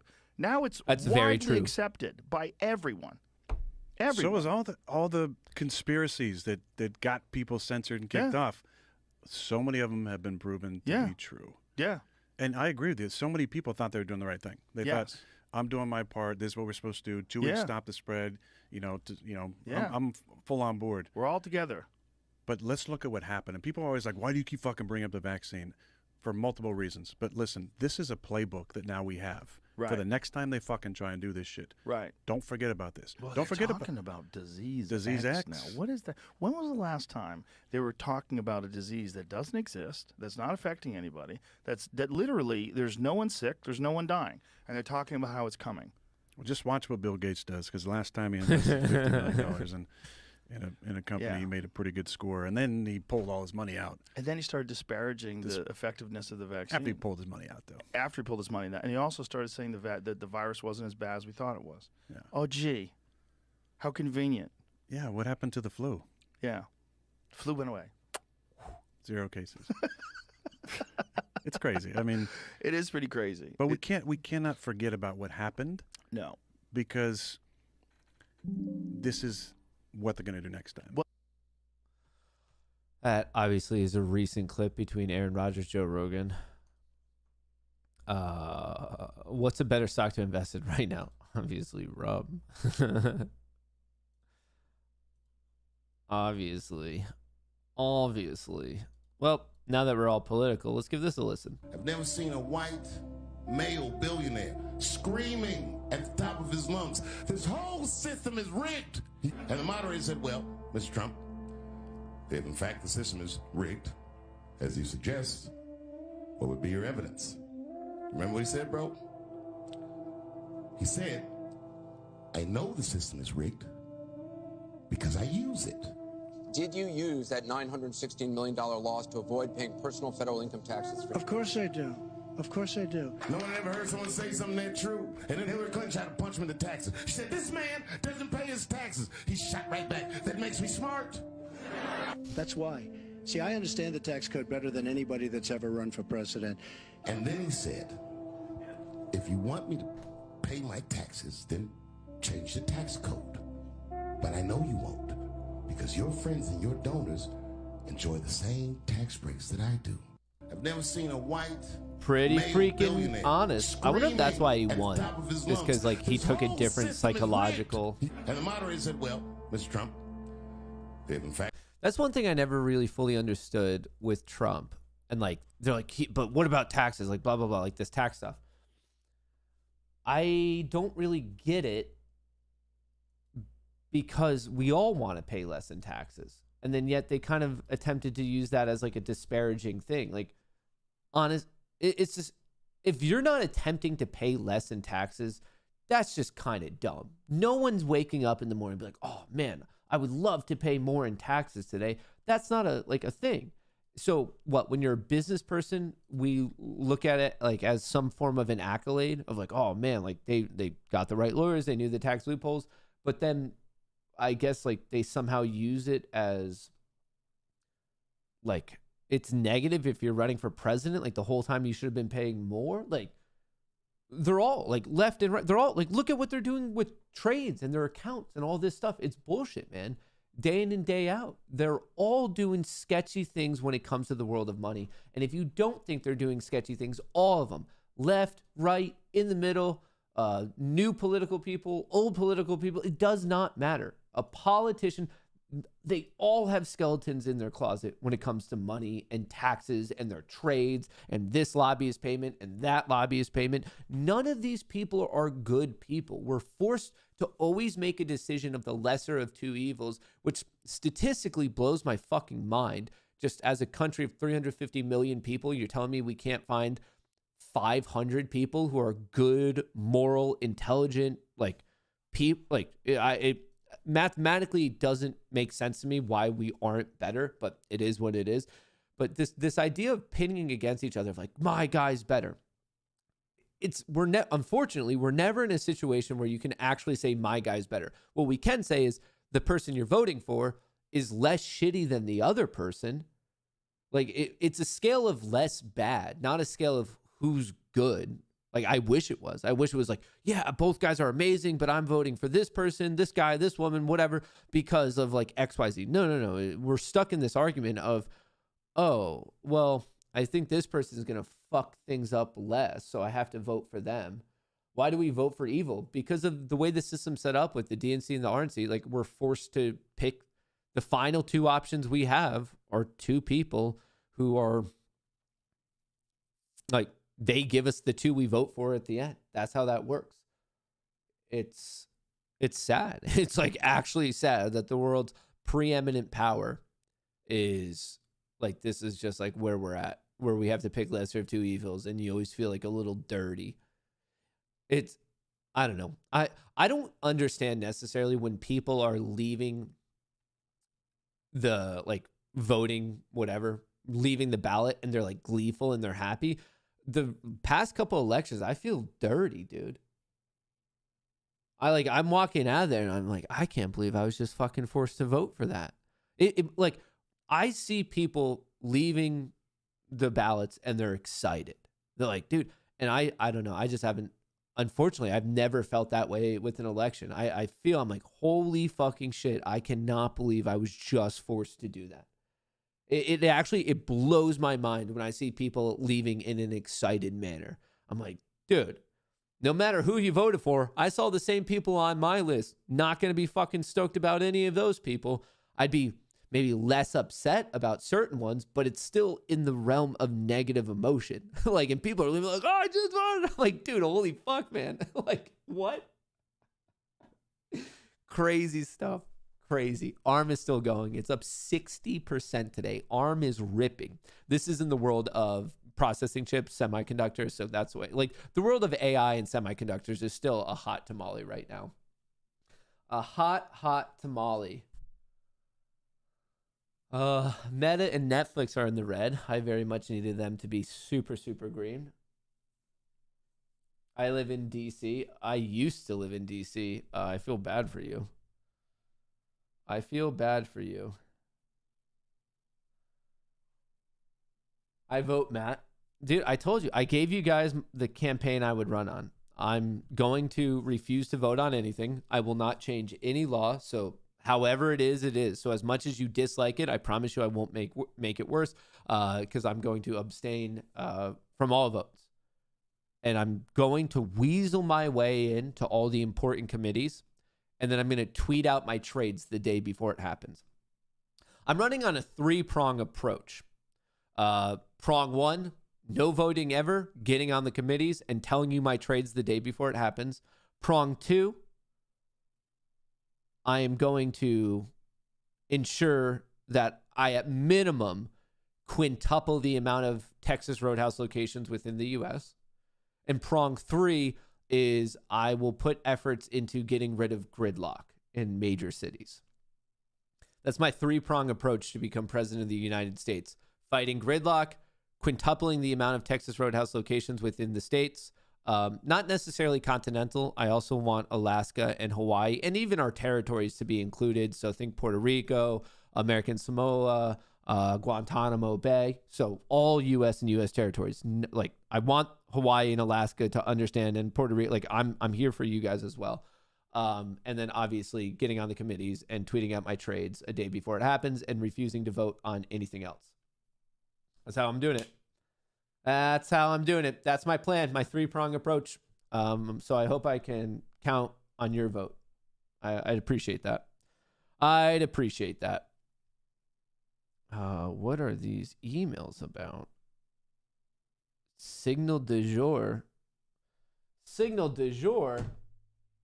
Well, I'm waiting for the market to do something. The signal did get produced today. I put that in Discord if you are there. If you just signed up for Discord this morning, it takes a little bit to process it. You should be in the Discord by the end of the day. I'll manually run the process. But if you're signing up for the Discord, which you should all do, it does take a little bit for the connection to be made. How either side can think their guy not have serious cognitive issues is mind-blowing to me. Talk about a rock and a hard place. Exactly. That's how sad it is. That's how sad the situation is. Uh-oh, SpaghettiOs. What are we doing here? Uh-oh, SpaghettiOs. All right. What else did I have? What was this one? Paul Tudor Jones is worth $8 billion and pioneered the Wall Street hedge fund industry. He says, I think Bitcoin takes a larger percentage of your portfolio. I like Bitcoin. To put that another way, a fat cat billionaire who knows his way around $1 is now a big fan of the digital currency, Bitcoin, digital gold. I said I wanted to talk about Robinhood, but I also just looked on the screen behind you and I saw the price of Bitcoin. And I know every time we've spoken, you've had a take on Bitcoin. Do you have a new take? Still holding? I think now the barbarous relics, and I would lump gold and Bitcoin together. I think they probably take on a larger percentage of your portfolio than historically they would, because we're going to go through both a challenging political time here in the United States, and we're going to go through, we've obviously got a geopolitical situation. So I would say... But high interest rates were supposed to be the thing that was actually going to be unhelpful to Bitcoin. Well, and I think on a relative basis, look what's happened to gold. It actually has been. Clearly, it suppressed it. So you know that more likely than not, we're going to go into recession. There's some pretty clear-cut recession trades. The easiest are the yield curve gets really steep, term premium goes into the back ends of debt markets, right, into 30-year and 10-year and 7-year paper. The stock market typically right before recession declines about 12%. That's probably going to happen at some point. Well, that's from no some bueno. level. And you look at the big shorts in gold, more likely than not, in a recession, the market's typically really long assets like Bitcoin and gold. So there's probably a $40 billion worth of buying that has to come into gold at some point between now and if that recession actually occurs. 40 billion? So yeah, I like Bitcoin and I like gold right here. Well, you have it from a Wall Street legend himself. Likes Bitcoin, likes gold, and he didn't become worth $8 billion by a fluke. Here, actually, let's do this one first. This is a little bit of a... Here's a speech from the newly re-elected president of El Salvador, who, for those of you who don't know, is a massive supporter of Bitcoin, to the fact that now El Salvador's currency is Bitcoin, and it was their effort to fight against extreme inflation to the point that it was hyperinflation, but pretty powerful message here. Pasamos de ser literalmente, no es una exageración, no es una hipérbole, literalmente pasamos de ser el país most más dangerous inseguro country in the del world. mundo That's crazy. A ser el país más seguro de todo el hemisferio occidental. That's wild. What a turnaround. El país más seguro de todo el continente americano. ¿Y qué dijeron? Está violando derechos humanos. ¿Los derechos humanos de quién? ¿De la gente honrada? No. Tal vez pusimos prioridad en los derechos de la gente honrada sobre los derechos de los delincuentes. Imagine if the U.S. did that, the rights of honest people over criminals. Derechos humanos. Yo le pregunto a estos organismos, a estos gobiernos de naciones extranjeras, le pregunto a estos periodistas, ¿por qué desean que nos maten? ¿Por qué desean ver sangre de salvadoreños? ¿Por qué no están felices de que en nuestro país ya no corre la sangre que corría antes?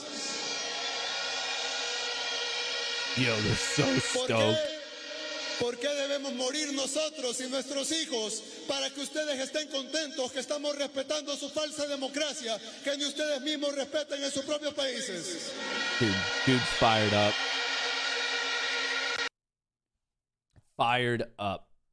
All right, I thought that connected a little bit better, but this kind of comes back to what we were talking about the other day. This is from Wall Street Silver, excuse me. Illegal migrants talk about the 2024 election. They believe they entered legally because they made a claim for asylum, fake claim, so they think they can vote. Reporter, who are you going to vote for? Illegal migrant Joe Biden. Joe Biden is helping us here, of course, for Joe Biden. Now, obviously, this could be completely staged, but this is the thesis of like what's going on right now. Joe Biden's play to win again would be he needs more votes. And how do you get more votes? Well, you buy them with student loan forgiveness, or you kind of import them from other countries. ¿Tiene derecho para votar? Que entramos ilegal, por lo menos tenemos acceso a votar. ¿Para quién se va a votar?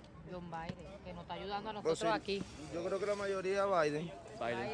Él es el que nos está ayudando por Biden. Por supuesto que por Biden. Le gusta apoyar a los migrantes. Sí, es muy buena persona. No, Trump es otra cosa, ese es otra cosa y este es otra cosa. ¿Tiene derecho para votar?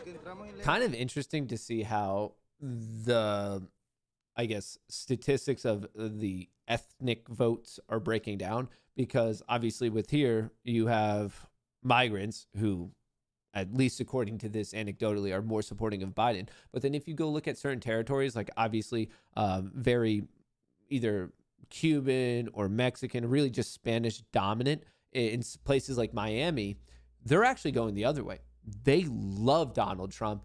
And some polls have tried to show that's a little bit more connected to religion. A lot of these Spanish cultures or Spanish-speaking cultures are devout Christians, devout Catholics, and that's going to resonate a little bit more with the conservative side on Republicans rather than on the liberal side. So it's interesting to see the fractures of this, and no longer can you just get, quote unquote, like the Spanish vote, the Hispanic vote. You can no longer just get the black vote. Things are starting to fracture and get a little bit more nuanced, at least according to like initial polling.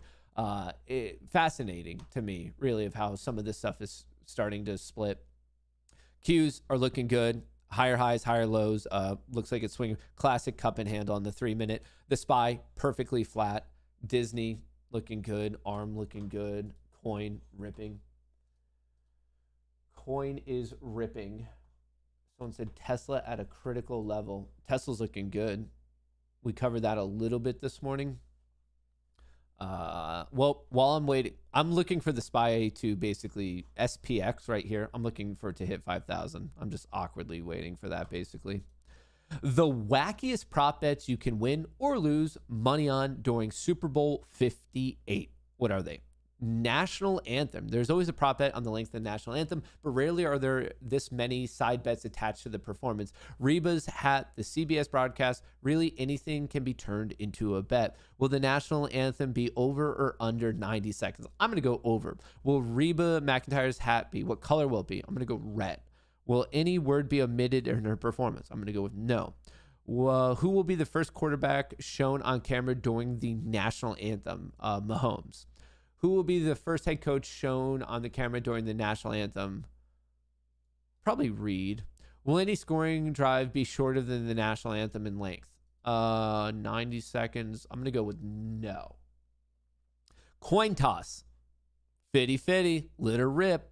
Usher's halftime performance. How many songs will be performed? I don't know. 6. 5. How many songs will be played? Oh. Never mind. I think I got the question wrong. I didn't understand it. Interesting. Who will show up to sing along? Who will be the first song on the set list? Usher's debut new song during the show. No. Gatorade. We already knew about that. Taylor Swift and Travis Kelce. When Japan has time to chime in on Taylor Swift, you know it's a big deal. Statement from the Embassy of Japan on Taylor Swift's reported travel from Japan to the U.S. Are you ready for it? No way. The Embassy of Japan in the U.S. is aware of recent media reports concerning the steps Taylor Swift will need to take to travel from Tokyo after her concert on February 10th to Las Vegas in time to watch the Kansas City Chiefs play. The Embassy of Japan needed to talk about this? No fucking way. What? This is the official government account. Dude. Despite the 12-hour flight and 17-hour time distance, the embassy can confidently speak now to say that if she departs Tokyo in the evening after her concert, she should comfortably arrive in Las Vegas before the Super Bowl begins. We know that many people in Japan are excited to experience Taylor Swift's Eras Tour, so we wanted to confirm that everyone concerned can be fearless in knowing that this talented performer can wow Japanese audience and still make it to Las Vegas in support of Chiefs when they take the field for Super Bowl wearing red. No way. The fucking Embassy of Japan is chiming in on this? That is ridiculous, man. Oh, you can bet on like their relationship. Will Travis Kelce propose? Will the MVP mention Taylor in his speech? Will Taylor wear an outfit made by Christian Jasinski? Will Swift's flight from Japan be shown on CBS? Yeah, of course it will. They're going to probably stream that whole fucking thing. What color will Taylor Swift's top be? Either red or white. Will Taylor and Travis kiss on cam? If they win, probably. Will Donna Kelsey hug Taylor at any point during the broadcast? 100%, dude. That's what I should be betting my money on. Should I take all the money from this week if I'm net ahead and just bet it on will Donna Kelsey hug Taylor Swift? That seems like an obvious one. That might be my favorite bet. Will they hug? Dude, yeah. This is a little bit of a Renko chart, but starting to see if we're building up or not. Looking for a little bit of direction, ideally. Qs are holding. They're just below their all-time high and the high from yesterday, one and the same. The SPY just consolidating. We're going flat at yesterday. Oh, hey.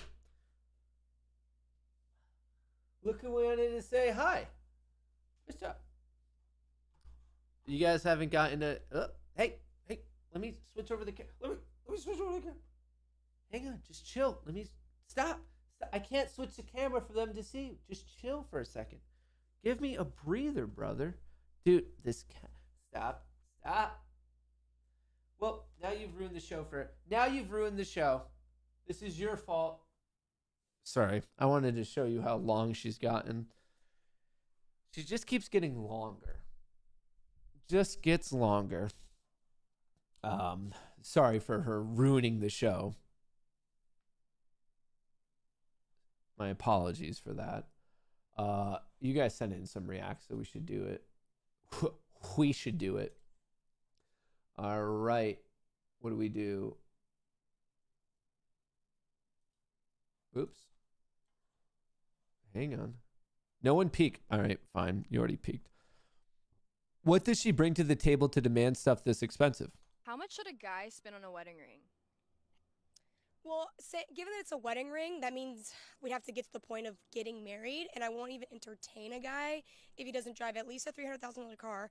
Not to mention, if we do get to that point, the ring literally has to be someone's mortgage.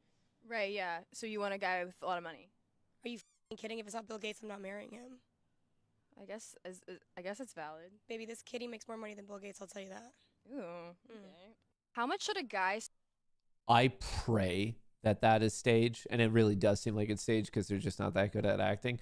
But the fact that even something like this could be staged and then it gets traction, I hope it's out of anger and not people like, yeah, no, I agree with that, because this is just, they're not tethered to reality. It better be staged or I'm just going to cry myself to sleep every night. It better be staged, dude. Come on.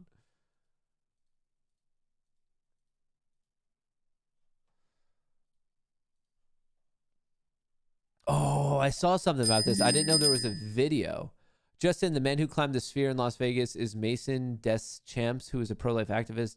Deschamps filmed himself at the top of the 366-foot tall structure and said he was raising money for a homeless pregnant woman. He was reportedly able to get down through a hatch at the top of the structure. Deschamps' Instagram bio reads, "I climb skyscrapers to raise money for women in crisis pregnancies. Christ is king."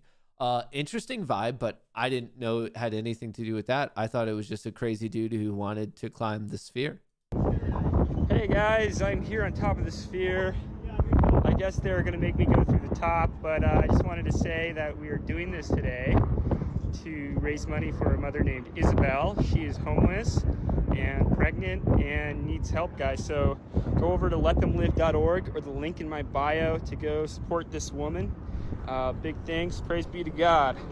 I will talk to y'all later. The screen that puts constant displays of we're getting escorted off the property. And Mason is, I guess, a interesting tactic to raise money.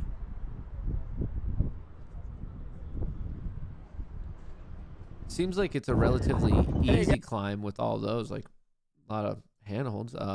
That's one way to make a ruckus. Student gets harassed for having dreads. The white dude?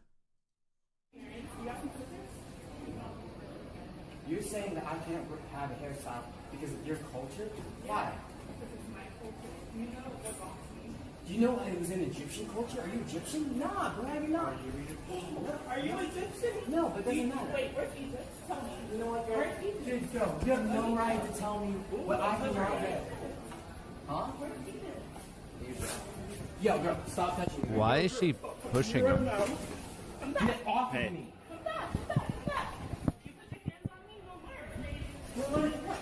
Like, you're gonna make some shit because of what the hair I have?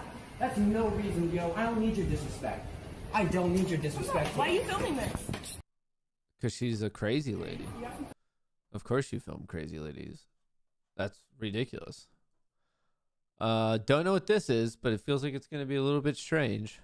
My wife told me to pick up 6 cans of Sprite at the grocery store. When I got home, I realized I'd picked 7 up. You're American when you go into the bathroom and out of the bathroom. But where are you when you're in the bathroom? What? European.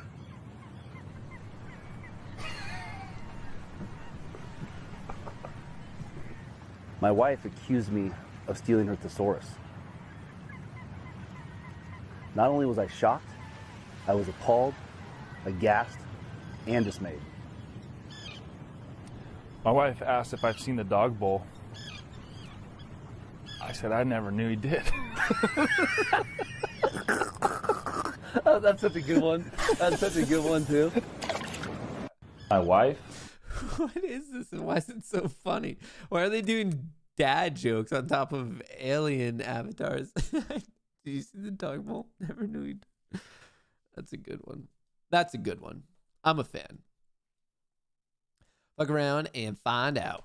Look at this nigga, man. Fucking Monday morning. Nigga shopping and shit. Look at oh man. Oh man. Hey, look, check it out. Check it out. This motherfucker. See your five, you can keep that. Hey. You know, respect that. Yep.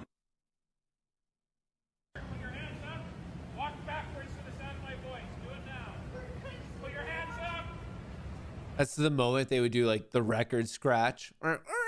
And then the fast forward and you're like wondering how I got here.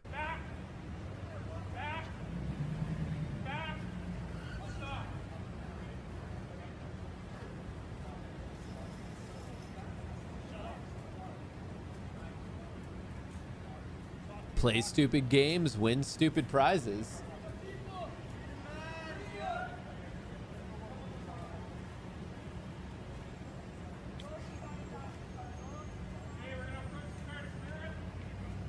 Yeah, I'm pretty sure you can't just brandish a weapon like that. Depending on the state, you might not even be able to have the weapon. No less brandish it.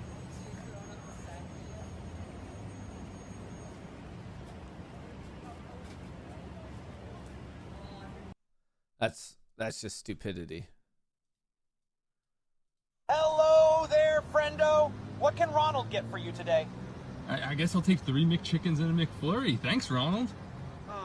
I don't see anyone else in that car. That all for you, big fella? Oh, yeah. Yeah, it is all. It's all for me. You should meet my friend Grimace. I feel like you two would have a lot in common. Oh, that's okay. I'm not that... has gluttony too breached the depths of thine soul? Hello there, friendo. What can Ronald get for you today? The depths of thy soul. I don't see anyone else in there. Ronald, you didn't have to do him dirty like that. Tesla is built different. Look at right here. We have somebody trying to drive through the street. And look how high the water's been receding all morning. But look how high the water still is on this vehicle. And again, we encourage people, don't do this. Don't do what you see right there. Very dangerous. Built Just different. stay away from roads. Really try Built and avoid Tesla. all travel as possible. I'm going to get out of the way right here. So back to you in the studio. Back to you in the studio. Look at right here. We have somebody. That's a good ad. Uh-oh. What's going on? What'd you guys do to the market while I was gone? Q's almost hit a new all-time high. They were, what, a cent away? 2 cents away from tying it. Kind of flat, hanging out just above yesterday's close, while SPY is continually going flat, maybe favoring the bears a little bit, unless this is just like a liquidity sweep and we bounce right off, but we'll see. But it is putting in lower highs and just putting in lower lows. So the trend thus far, an hour into the day, not the best. Tesla's going flat. ARM is holding. SPY might be going right here. Let's check out the options market. Options market looks a bit weird. Not really doing anything.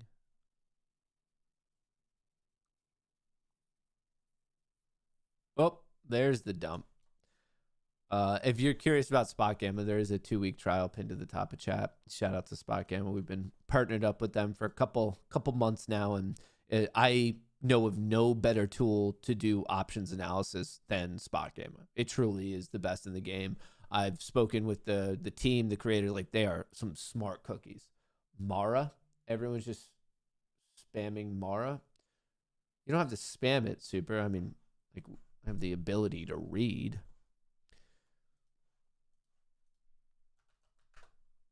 It's going up. I mean, all of crypto is going up. Coin is up. Mara's up. Riot's up. Bitcoin's up. When Bitcoin goes up, they all go up. Bitcoin's up to 45,000 and counting. Of course it's up.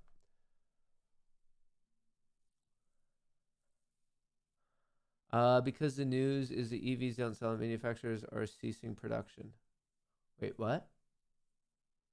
Who's ceasing production on Tesla? Matt, can you explain liquidity sweeps? The phenomena that we see, like where there's an established low or high and it barely goes above it, barely goes like in this case, the liquidity sweep would be to the downside. So you have this established low from 942 and then it just pierces it and bounces up. It pierces it, bounces up. So it's just a quick sweep where people have their stops right at that level. The market tends to kind of screw those people over, stops them out of their position, and then goes in their favor anyway. Like we've all kind of experienced it where you're like, all right, this is where I'll cut it. And then you barely get knocked out of your position and then it goes in your favor anyway. So it's like just a super frustrating thing, but we see them all the time. So this would be like a real life example of a liquidity sweep is playing out right now. There's probably quite a few people who got into the market. They're decided to risk 497, whatever, 60 because of this low. It sweeps just below it, pierces it, and then bounces in their favor anyway. So it knocks people out of their position and then it goes in their favor. That's probably the most articulate way I could explain it. How's Rum doing? Hold it. Ooh, Rum's on the comeback, bouncing off of 780 all the way back up to 815. Let's check in and see how the intraday Rum numbers are changing.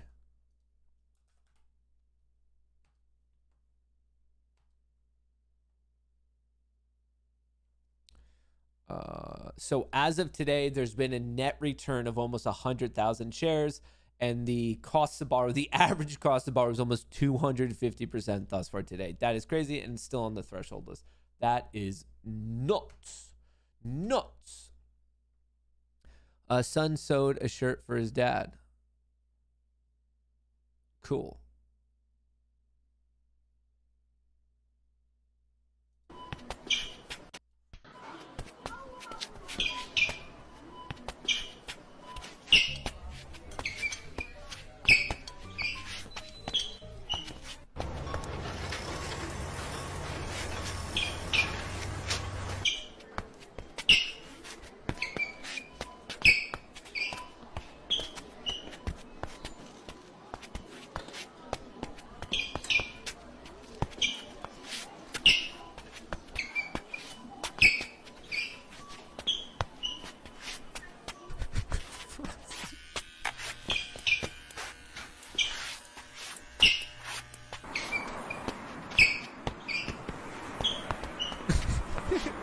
Driver.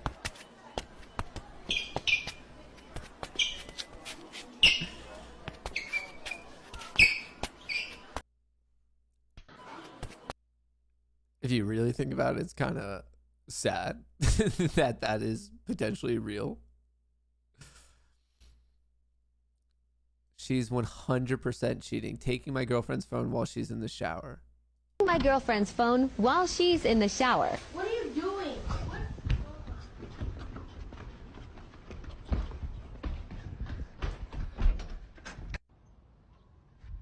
Wow.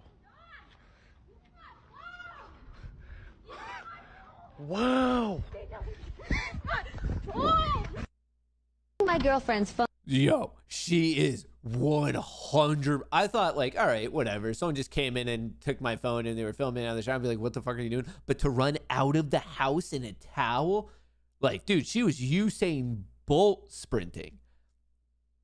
Not good vibes for him.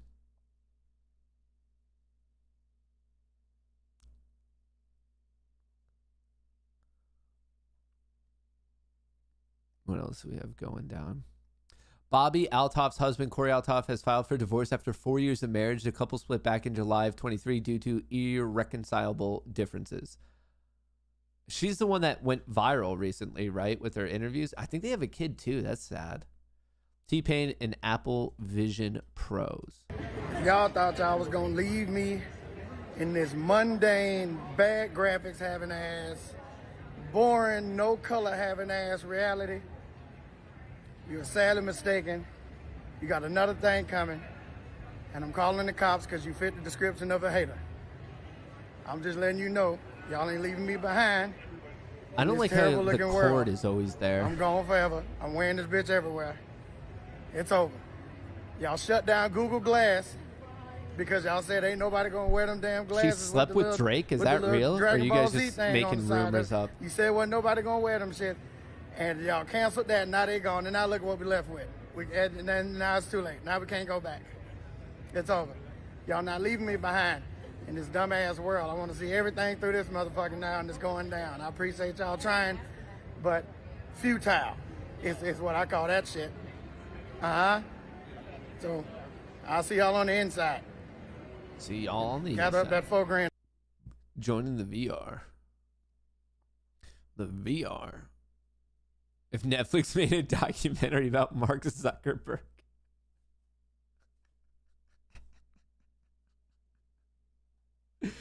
Corporate media is so upset over Tucker's interview with Putin that they're calling him an internet guy and a blogger and have to ask permission to say his name on air. Really? They're just that pissed? To the gavel once again. You also asked her about Vladimir Putin giving an interview to an online video guy. Which she is like an American dude who went over there to basically this fucking nobody on MSNBC is referring to Tucker Carlson as an internet guy.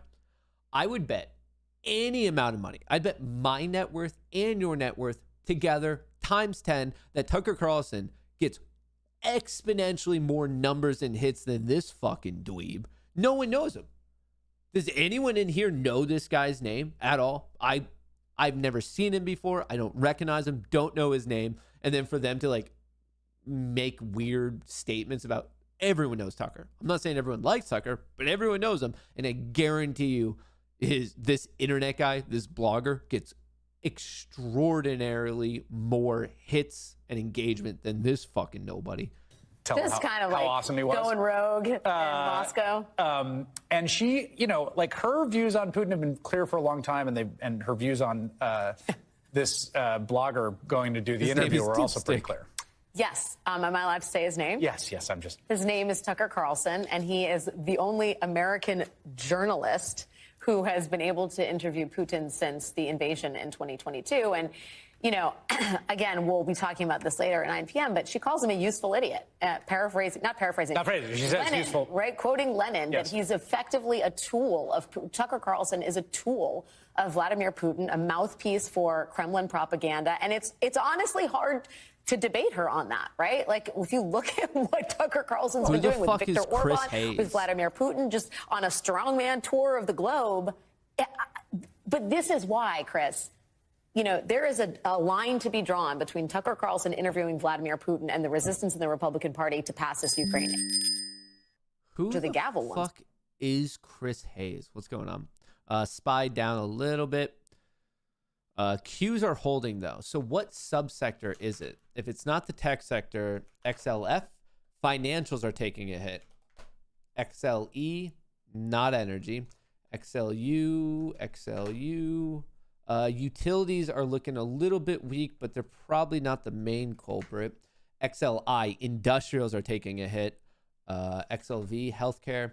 Healthcare is also not looking the the best. So financials are the major culprit here of why the SPY is going down, because it's clearly not tech. XLK is looking good. So tech's holding.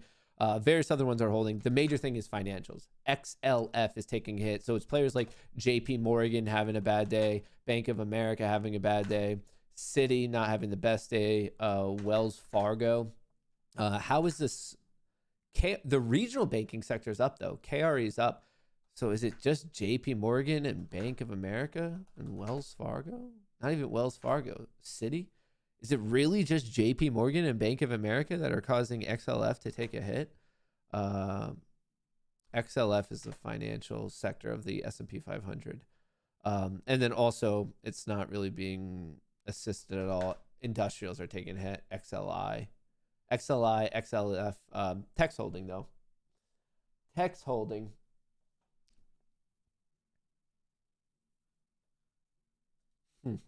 I wonder why. Is it bonds? What's going on here? Bonds are down. So yields have to be up. How's gold doing today? Oil's up. Oil's up to 75.60. Gold's holding.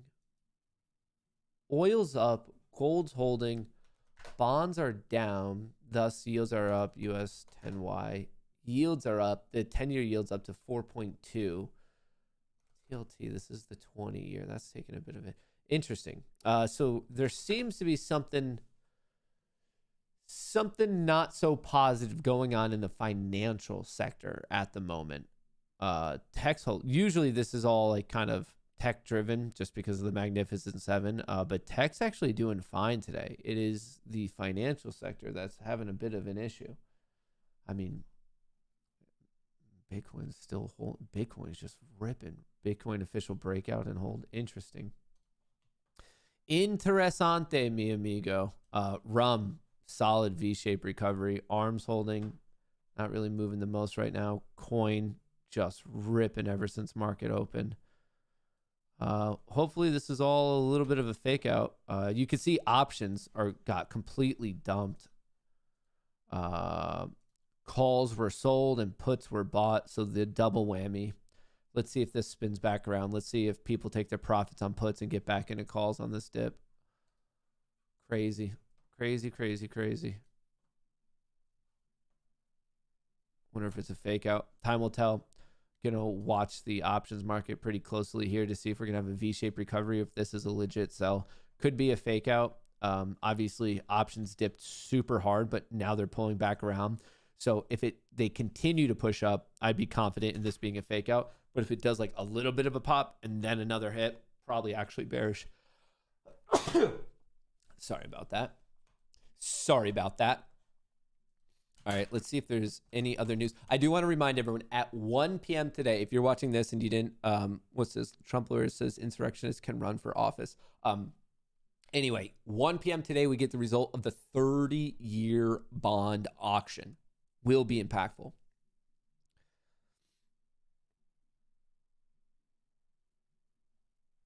All right, what's this about? Trump's lawyer says insurrectionists can run for office. I guess this is literally on.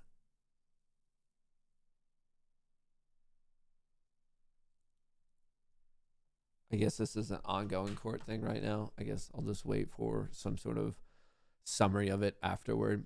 What's CNBC talking about? You know, through the different characters, through the different universes. Again, that's very Why is it always uniquely so Disney. boring? It's always just so incredibly boring. What else do we have? America's most expensive home hits the market for a staggering $295 million. Beachfront compound was built by a financier for his family of 13 children and 84 grandchildren after he bought the plot for $1 million back in 1985. The most expensive home in America. This is crazy. If you guys want to go splitsies with it, it's only $295. If you guys want to go halvesies or something. Is this video ever going to play? Oh, cool. Instead, I'm just getting viruses from the Daily Mail. Sick. Well, Bored of that already. The New York Post. They have so many ads. Get rid of the ads, New York Post. This is offensive. 5 trans players dominate women's college volleyball games, sparking outraging claims of cheating. Outrage as 5 transgender students dominate volleyball court at women's college varsity game in Canada. Is it a troll thing, do you think? The 5 of them got together. They're like, yeah, we're women. Not even knowing which way they're going, I guarantee you it's people who are biologically male are playing. It never goes the other way. It literally never goes the other way. Females. Sir, why are you taking away a spot from a real woman? Hey, excuse me. Don't touch me, sir. Don't touch me. Don't touch me. What's wrong with you? Why are men playing with women? We saw it with our own eyes, and now they're changing this. Hey, coach. Coach, why are you playing male players? Why are you playing male players? I'm not. Chaotic footage shows an outraged Rebel News reporter confronting members of a college female volleyball team in Toronto after 5 trans athletes on the squad dominated the court in a match between Seneca College and Centennial College. Jesus. Kind of wanted to see a little bit of the game.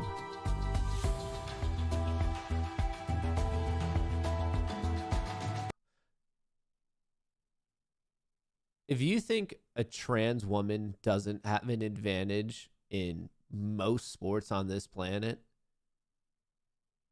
you're just fucking dumb. Like, there's a reason why we have male and female sports.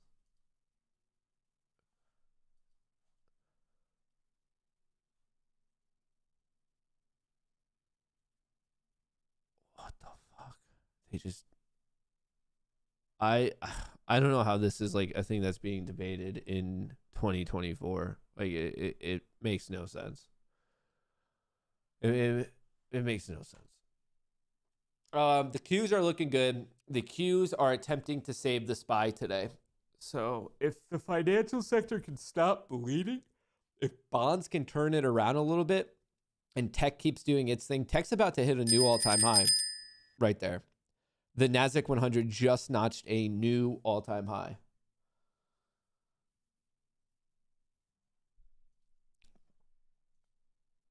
Matt, thank you for being so base, normal, and speaking the truth. I don't know. Sometimes I feel like I'm a little bit too cold and I look at things maybe a little bit too much through like a logic, math, like whatever lens. Okay, clearly this is a negative impact to people who identify and are actually biological females. It will ruin biological female sport if this continues. People will get hurt if this continues. We've already seen people get hurt. We saw that fighter in the UFC get her skull actually cracked. It is what it is. Like, that doesn't mean we should go persecute these people. Like, if they identify as trans, I don't give a fuck. If you're trans, you're trans. Fucking good for you. I like Texas Roadhouse. Good for me. We all have thoughts. We all have opinions. But the point is you draw a line when it can negatively impact something else. When something is unjust, immoral, and in the world of sports, it is unjust and it is immoral, and people are going to get fucking hurt. It is. And for people who are like, whoa, what do you mean? Why would they? What the fuck? There's millions of dollars on the line. People can be seriously physically injured. There's a reason I'm not in the NFL. I am a guy. I identify as a guy. And the NFL is full of dudes. And you know what? I'm not in there because I'm not a fucking genetic anomaly who could play at that sport. Just, that's how shit goes. Sometimes in life, you're not going to be whatever. If I want to be a basketball player, NFL player, it's not in the cards for me. Sometimes that's how life fucking goes. It is what it is. And these arguments of like, well, hang on a second. Like, it's piss poor arguments. That's all it is. And like, it's nothing to belittle these people. I'm sure. I mean, all the stats show it that their life is very, very difficult. And I feel for them. And I believe as a society, a culture, a government, regulators, we should do everything in our power to assist them. But that doesn't mean we all play fucking make-believe and act like there's no differences. Men and women are clearly fucking different. And the current drive in media and politics to act as if we're all the same is the most insane fucking thing I've ever heard. We're all different. Those differences should be celebrated. no matter where you are, if you're running a business, if you're in a relationship, if you're whatever, your employees, your friends, you look at people's strong points and you use that to the best of your ability, and you use your abilities to try to help with their weak points. That's how it works. We're not equal. We've never been equal. We're not going to be equal. This life is not fair. If I'm fucking shattering your world right now and you're just now realizing that this world isn't fair, sorry, I didn't make the fucking rules. Some people are born better off. Some people are born worse off. All you can do in this life is realize what you're good at, realize what you enjoy, and push the pedal to the metal on that particular thing. But to think that we are all deserving of the exact same outcome is the dumbest fucking thing I've ever heard of. And it's this stupid virtue signaling soft concept of like, no, everything's equal. Let's hold hands and sing Kumbaya, and we all deserve everything all the time. I mean, the previous generations, it was like the whole participation trophy thing. No, some people are born smarter. Some people work harder. Some people are trained to be more athletic. Some people are born more athletic. Some people are just born into better circumstances. Some people are born into worse circumstances. It's fucking life. It's not fair. It's never going to be fair. We're not going to be able to make it fair. And to try to equalize across like random groupings that we randomly pick. What the fuck? Like, I don't understand how there's not adults in the room when these types of things are discussed. Like at some point, like actual sports commissions and the board were like, yeah, no, we think this is right. Like, where the fuck are the adults in the room? At some point, someone's like, yeah, no, they should be able to. Like, who the fuck argued this? Like, did they hit their head off the wall before they walked into the fucking meeting? I just, sometimes when it comes to, like, I think the adults are there, but they're afraid to say anything because they know that they're going to get ridiculed by the most dweeby fucking lame corner of the internet. They know they're just going to get like, who's that douchebag that we just saw on MSNBC? I bet that Chris Hayes guy is going to come after him or some shit like that. Like, I think the adults are there, and I think most people have this kind of logic. I'm of the opinion that people are afraid to say it because they see how other people get absolutely destroyed on the internet. Like, that has to be it. I refuse to believe that this many people are this fucking stupid. I really do. That would be so sad. I will not admit that could be a potential. It has to be that most people are normal and sane and logical, and then just they're like, I don't need to deal with this shit of like getting into like internet fights. Like, that's the only thing that like could be going on. I hope. Because the other option is there's this many people that truly believe it, and that's arguably probably fucking worse. It really is. It has to be. Dude, it has to be. Anyway, Q's at an all-time high. Coin's looking good. Rum with the beautiful comeback. 830 down to 780, back up to 820. The SPY's right back at its basic equilibrium point. It's just literally trading around the close from yesterday. I'm still looking for SPX to hit 5,000 flat, which would be a new record. Both the SPY and the Qs hit a new all-time high yesterday. What else do we have cooking? Palantir on the cover of Time. The first AI war. All right. And then what are you drinking during the day? Do you drink water during the day? No water at all? Okay. No. All right. And then what are you drinking during the day? Sodies. Sodies. Sody pops. Okay. And how pops. much do you think you drink a day? 8 to 12 a day. 8 to 12 cans? Mm-hmm. Okay. And it's regular soda? No, it's diet. It's diet. Well, that's fine then if it's Our diet. mom told us when we were younger, if we ate a sugar, you drink a Diet Coke afterwards and it'll cancel out the sugar. I weep for... That's true. That's science. If you eat sugar and drink a Diet Coke later, it does cancel it out. That their mom must have been a biologist or something, or some sort of like STEM math. Like, that's true. It is. Don't question it. D'accord. Alors, je m'appelle Marion Cotillard et je suis comédienne. She's just ripping a cig? Mais mes parents sont comédiens de théâtre et donc... About Bitcoin. Too much reading. You know, too much reading. New investigation tomorrow. Is the sports betting industry a huge mistake? For the losers, it is. Kaisenet trolled with paparazzi. Biden when other countries need help. Biden when Americans need help. What is this one? Comcast is a family-run business. You know, the Comcast that... So, I just found out that Comcast is a family-run business. You know, the Comcast that bought MSNBC and that whole media conglomerate. Comcast owns MSNBC? What? Technically, they're a publicly traded company, and their top shareholders are Vanguard, BlackRock, and State Street, but they were founded by Ralph J. Roberts, who served as the CEO for 46 years. Roberts graduated from the Wharton School at the University of Pennsylvania. It was co-founded by Julian A. Brodsky, who also graduated from the Wharton School at the University of Pennsylvania. Interesting. And now, Ralph's son is the chairman and CEO of Comcast, hence why it's kind of like a family-run business. And Brian also, well, he went to the University of Pennsylvania, but there it is. We check his Comcast bio, graduated from the Wharton School at the University of Pennsylvania. We will come back to this in just a second, because I couldn't help but notice on this dude's Wikipedia page that there's a whole section for this thing called the Maccabia Games, or however you say it, which he's been competing in for decades, at least since 1981. Holy shit, bro.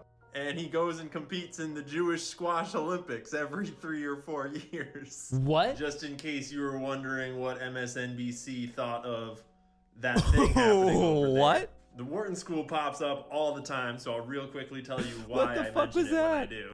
See, the military-industrial complex and the intelligence agencies, they need to recruit from somewhere, right? And they do it from private Ivy League universities, like the Harvard Kennedy School, like the Wharton School. So I'm not saying that everyone that graduated from places like Wharton are necessarily connected to intelligence and, you know, sketchy things. I'm just saying that it's worth noticing.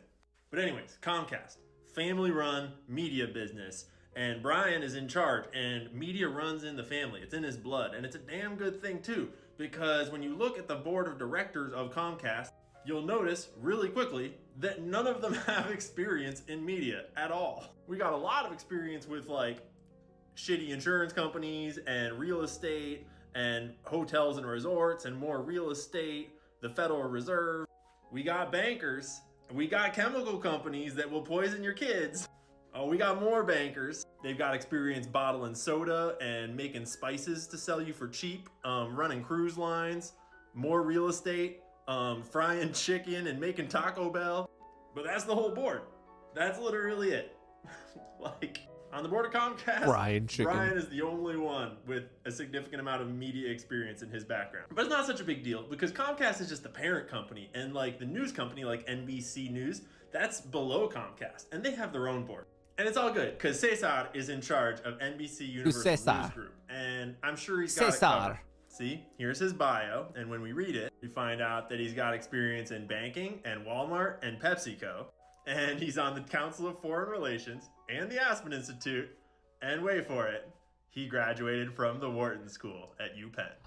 Sure are. I don't know if it's that crazy because Wharton is just thought to be like a top 3 business school in the world. So it makes sense when you're running a large business that they would like matriculate from one of the, I don't know if it's that crazy. Like if you picked a random board of a Fortune 500 company, Wharton will probably be represented. This isn't that crazy. Like, if you look at a lot of STEM companies, you're like, oh, wow, look at, they all went to Stanford, MIT, or Carnegie Mellon. I mean, business schools. It's Wharton. It's Stanford. It's Harvard. Like, there's major ones. So, like, that one doesn't seem that crazy to me. Covered. See, here's his bio, and when we read it, we find out that he's got experience in banking and Walmart and PepsiCo, and he's on the Council of Foreign Relations and the Aspen Institute, and wait for it, he graduated from the Wharton School at UPenn.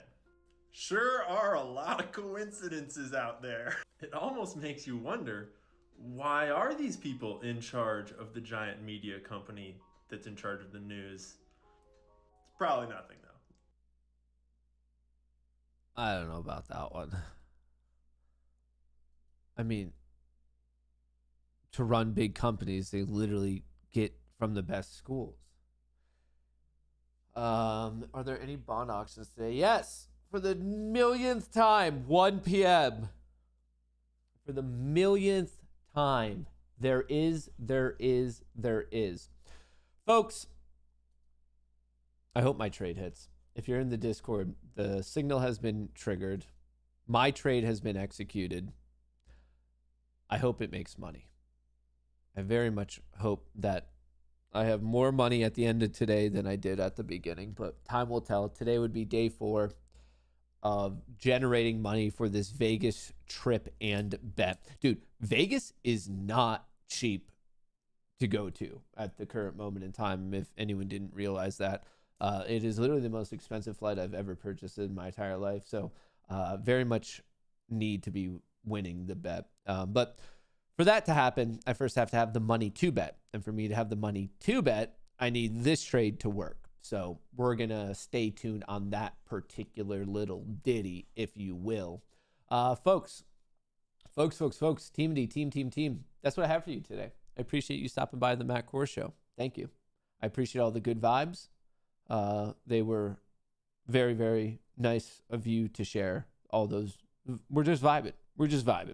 Whatever your trades you're in, I hope you crush it. Unless the trades are opposite of my trade, then I hope you don't crush it, because I'd prefer that I crush it if we're in opposition to each other. But if you're on the same side of my trade, I hope we crush it. And if you're in trades that I have nothing to do with, I hope you crush it more there. So the only time I really don't want you to crush it is if we're going exactly opposite of each other. That is the place where I'd prefer that just I crush it. But anyway, thanks for all the good vibes. I will not be streaming tomorrow, because when my stream normally happens, I'm going to be in a big bird, a big metal tube traversing the country, going to Vegas. And we're going to hopefully have some fun content from there over the weekend. If possible, I will live stream from there, whether it's going to be the show on Monday or just the straight up degeneracy of the weekend. So make sure your notifications are on. I have no idea if or when I'll be able to stream, but if something crazy is about to go down, you can bet that your boy's going to rip out his phone and just let it rip live. So make sure your notifications are on, because it could be happening at any random moment. That's what I have for you. No stream tomorrow. Expect insanity this weekend. Hopefully the bets hit. I'll try to live stream the bet if the casino allows me to do it. If not, we'll just capture the whole video and post it later. Join up with the Discord. You can join up for free if you use the code Goonies. You sign up through Locals. That's how you get connection. Remember, it could take up to a full day for your account to be processed. But if you sign up today, I'll manually run the process in a little bit just so you can get in faster, especially if you want to hang out with the crew tomorrow. Anyway, that's what I have for you for now. I'll catch you later. Love you all. Peace out. And hopefully all your football bets hit this weekend.